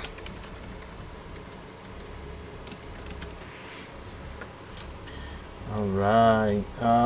This Hellhound is still not doing a thing. This Hellhound is still not doing a thing. Vasir, it is your action. I'm going to go ahead and maneuver over here. Okay. And go for it. beat the hell out of this hellhound. Keep going. They are turning into piles of goo as they fall unconscious. That will hit. That will miss. 10 damage on the first hit. Yeah, I think that's gonna do it. That doggo goes down. All right, just 2 more. I'm Easy taking out pick. 3 of these guys. I feel pretty accomplished. The troll's turn. The troll is gonna sort of awkwardly be trying to squeeze through this gap that's like a bit too narrow for it, Yeah. and then just sort of like get down on its knees and just be sort of like clawing, trying to reach for one of them and not quite getting it, and just be getting very frustrated. Sure. Ah! He can squeeze in there, and if you want, you can have him make attacks with disadvantage to try and hit them. Not that making attacks normally have done anything. Wow. Well, that would. But, Yeah, we'll see if he if this Well, that would- pattern continues. That would be regular attacks because both of them are lit up, right? Yes, they are lit up, so it would make it regular. Ozzy Boy, yes, this is on Foundry. And yes, it handles damage super easy. Yeah. Sweet. That will hit with the first attack, miss with the second. Which one, north or south? Top or bottom, doggo? Probably the bottom one would sort of be easier because it can sort of like lean against and around the rock and just be trying to like grab for it. Okay. Yeah, it takes a swipe into the dog, into the hellhound, ripping it up. But that's the only one that it manages to get a good hit with. Sarani? I will step here to flank it, and then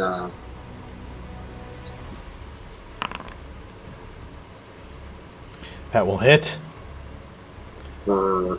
Oh, I'm sorry. Bonus action, move my mark over here. Okay. Did you roll with advantage? No, not yet. Okay. Make a second roll against it.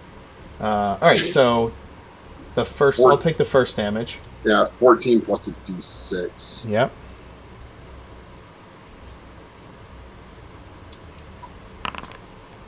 One.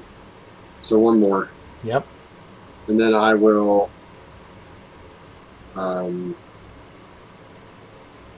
move it to here. Okay. And it has my mark on it. And as what? It still has my mark on it. Understood. Yeah. Yeah, but I moved my marks. It's my bonus action.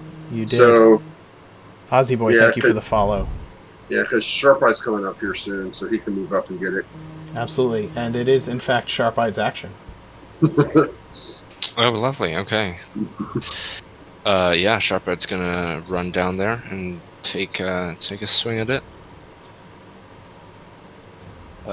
Colossus Slayer. Ooh, 26 for 13. Yeah, roll the advantage, or that is with advantage. Yeah, it is. And then the offhand is 16 for 6, so 19 total. All right. 19 total damage. And that's to the one right here? Yep. Yeah, that's what I thought. That is going to put that dog down. Yes. Hell yeah, Sharpeye. Dude, the fact that Mirth controls the battlefield so well is makes it even possible for this to happen. I was so ready to use Dissonant Whispers to get the dog to run 50 foot back in the spike growth. Yeah,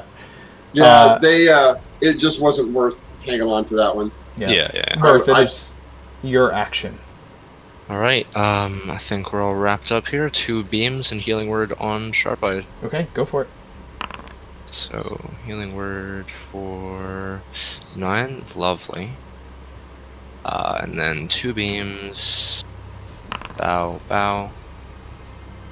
So 26 on the first one. The first Because he's one- ferried. You're right. So So bad damage rolls, but 13. yeah, and it is no longer incapacitated. So it is going to immediately act, and it will just turn to the nearest thing, which is Sharp-Eyed. And actually, you know what? It hasn't. I'm going to use my reaction. Take some damage, you. All right.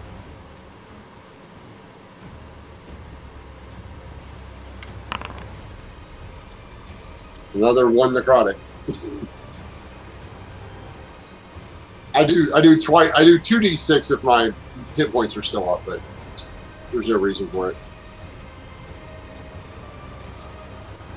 Oh, that music got loud all of a sudden. Yeah, I don't know why. I wish I could rotate these once I place them down. You should be able to click the dot at the top and move it. It won't let me.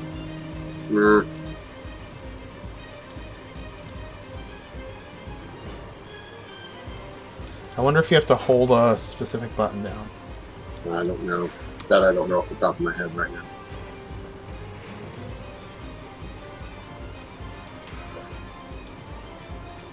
You want it so it hits me and Sharp Eye, right? I wanted to see which direction I could place the cone where it would hit the most things. But I think it's going to go so that it can hit shift and mouse wheel. Oh, you are amazing.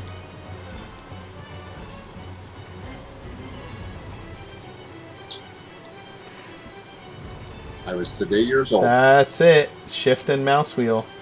So I can't hit Sarani and Sharp-Eyed, but I can hit...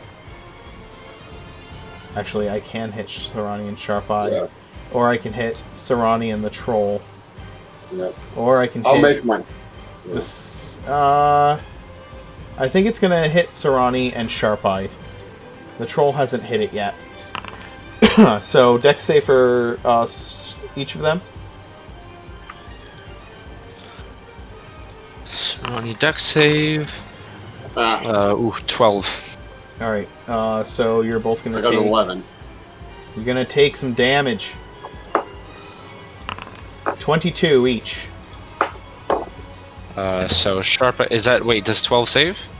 12 is the exact save. So yes, he saves. So he takes... So Sharp Eye takes 5. 5. And Sarani takes 22.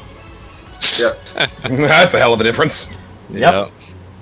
Sarani is now bloody. Vasir?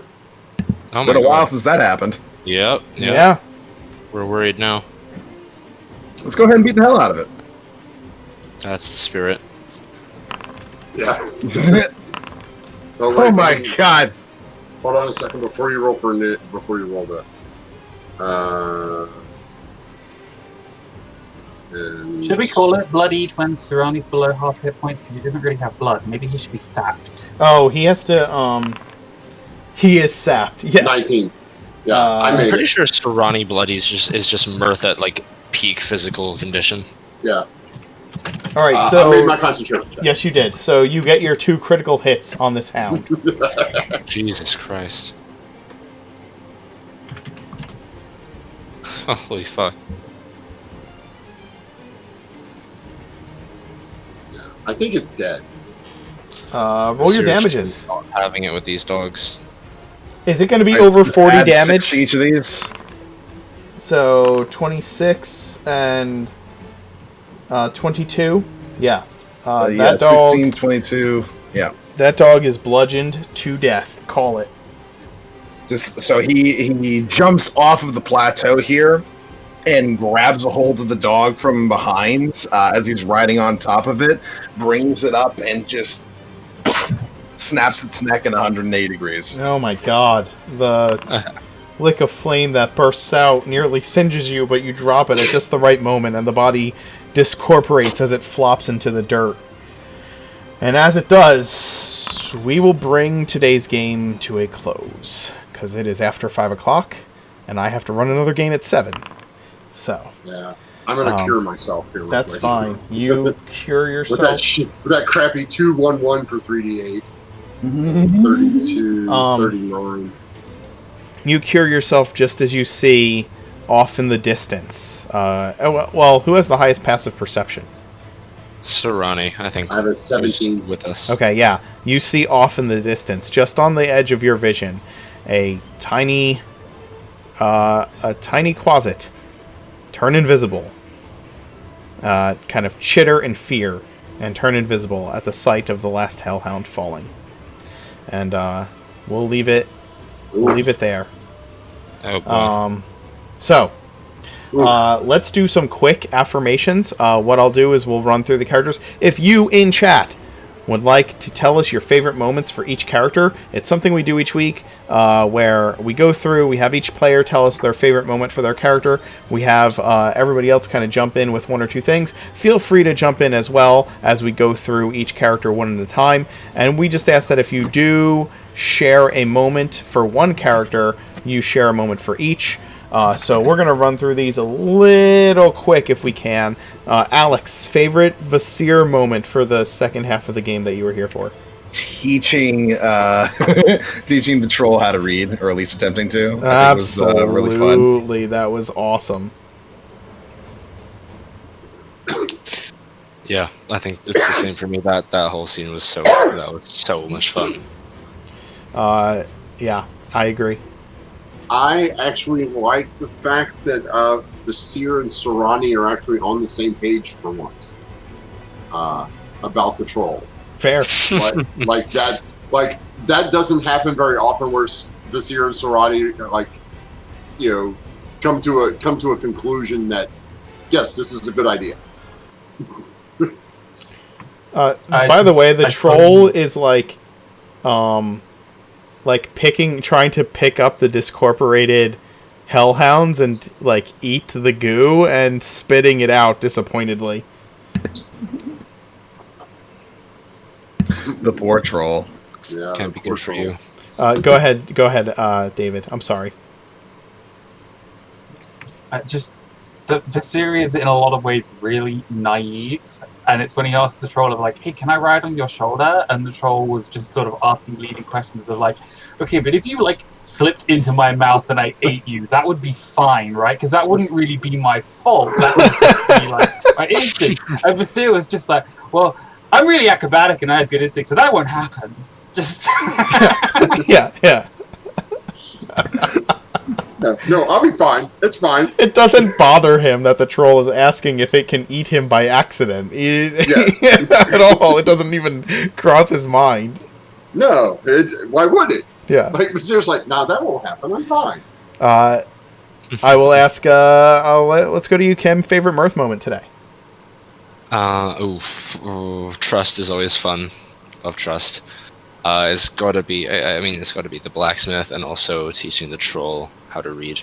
Wrapping up that sequence felt real good. Mm-hmm. I specifically really love the moment when he warned you that because Felix sort of set you up for having stolen the adamantium. He was just you may want to be aware that there's people looking for somebody that matches your description, and Mirth was just oh, fine. Click, now I'm red. Yeah. Yeah, that was mine. The whole blacksmith thing. Again, the character development from Mirth is always phenomenal, and the fact that Kim manages to plan this kind of stuff ahead of time. Way ahead of time. Months ahead of time. Yeah, months ahead of time to drop these. But it's not the planning; it's the using that planning at the appropriate time that pushes this story along. Yeah, and for his character and for the rest of us. Yeah, planning and execution, perfect. Yeah. I really appreciate the amount of time and effort you put into mapping out kind of ideas for your characters that are not some people map out their level progression, and you map out story progression for your character. Yeah. And I really appreciate that. Still didn't get to use the sledgehammer. Oh my god. David, favorite Anghus moment? There weren't a lot of them. Or your favorite moment role-playing today? For you. No, genuinely, it was sort of the Anghus moment, and that was just making a decision in the middle of this insane conversation that was going on of I'm going to roll stealth and leave them to this and go get help. Yeah. Because they're not listening to me about why this is a terrible idea. Yeah, just slipping out of the conversation. I feel I got this impression of him quietly backpedaling while they're starting to argue more and more, and then as soon as he's in shadow, just running inside the building. Mom, Vasir has a troll. I liked Anghus trying to talk to the monk master, and was Vasir's been kidnapped. Yeah. Are you sure? Well, I mean, I would consider it a kidnapping. Technically speaking, he went willingly, but yeah. Vizier's also Vizier, so... Yeah, Vizier's Vizier. So, If you ask a child if it wants candy and it gets into your van, it's coming willingly, but it's still being kidnapped. Yeah, that's it. And then he's like, "Are you sure?" And then Anghus just breaks down and has this panic attack about, like, "Oh my God, what am I going to do? They're all going to die. I got to go find Luna. But what if I can't find Luna? What if Luna can't talk him out of it?" Like, just all of that. That whole scene for me was Absolutely. Yeah, it's just one of the things I've been trying to do a bit more with Anghus is try to make it like when he has one of the personalities in his head, because he's getting a stronger grip, they have like more of an influence over his personality. And Merla is like exactly the wrong personality to have in this situation because she is antisocial as hell. And so if it's like, well, we're going to hang around with the troll, her attitude's like, fine, let them get eaten. We're getting out of here. I also like the fact that Anghus thought it was a great idea to just leave us to our device. Like, I'm going to go find Luna. She'll fix it. Yeah. Without the other half of that thought being, but if I leave them alone, it could get worse. Yeah. Well, the sensei said, wouldn't it be better for somebody they know to try and convince them than another monk that's a stranger that they don't know? And Angus's immediate response was, I need to go find Luna. It wasn't like, oh, I'll convince them. It was, I have to go find Luna to convince them. Anghus is like, I've been taking over for Luna, but this is way above my pay grade. Yeah, yep. I enjoyed that. Rick, your favorite Sarani moment? Taking the conversation from, we're trying to convince it here, and Sarani going, fine, you don't want to stay here, we'll just bring it with us. Yeah.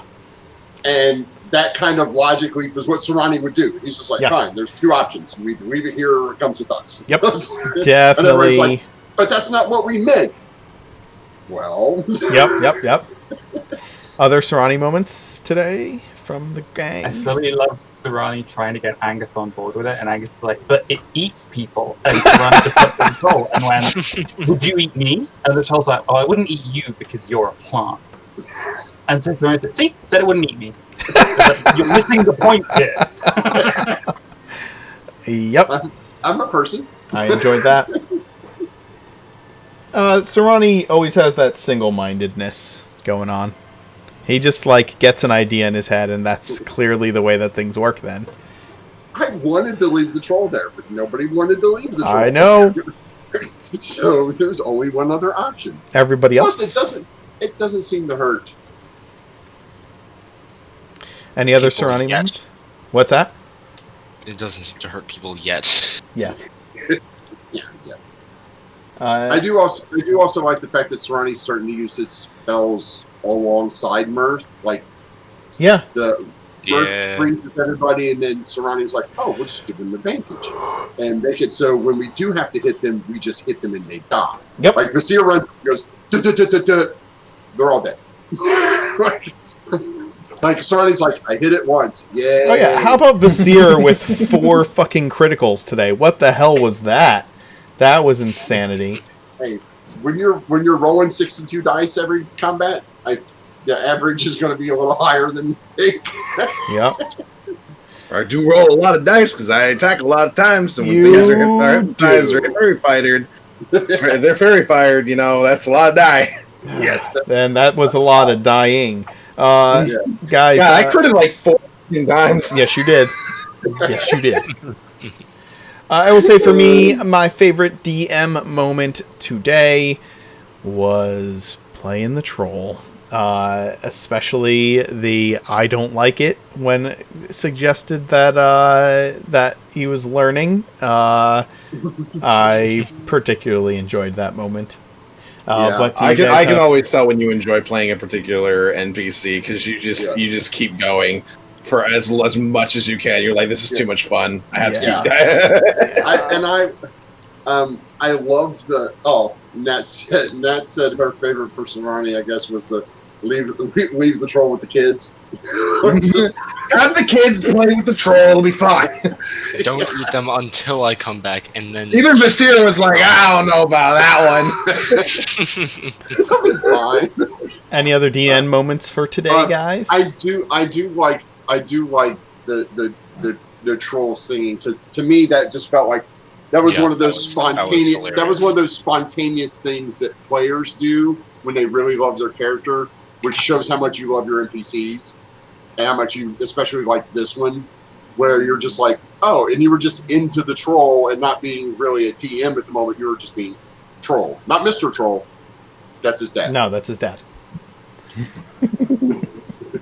I forgot that we actually did that joke the last time. We did. We already did that. Yeah, and he was like, no. You got it wrong again. He had to correct you, which means in his head, he's clearly smarter than you.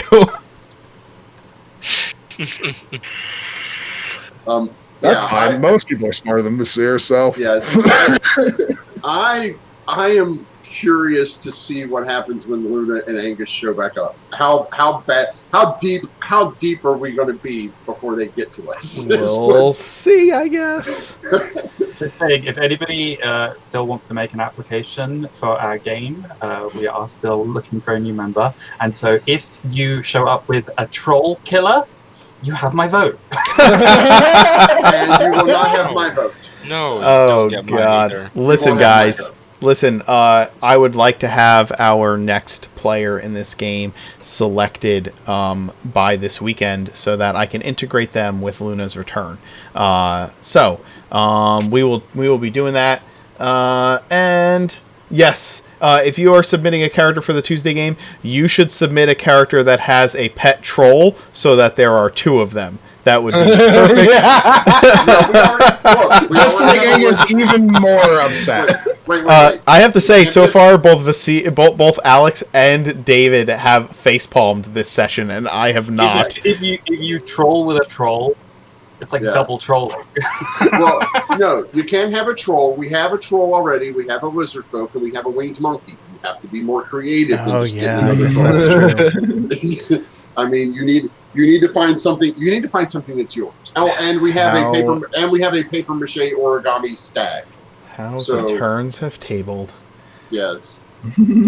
All right, guys. Yeah. I have to run a game in about an hour and a half. Oh, go ahead, David. I like the way that you play Sensei Morrison, where he's almost like a rabbi, where he just answers questions with questions that helps you like reach your own conclusion.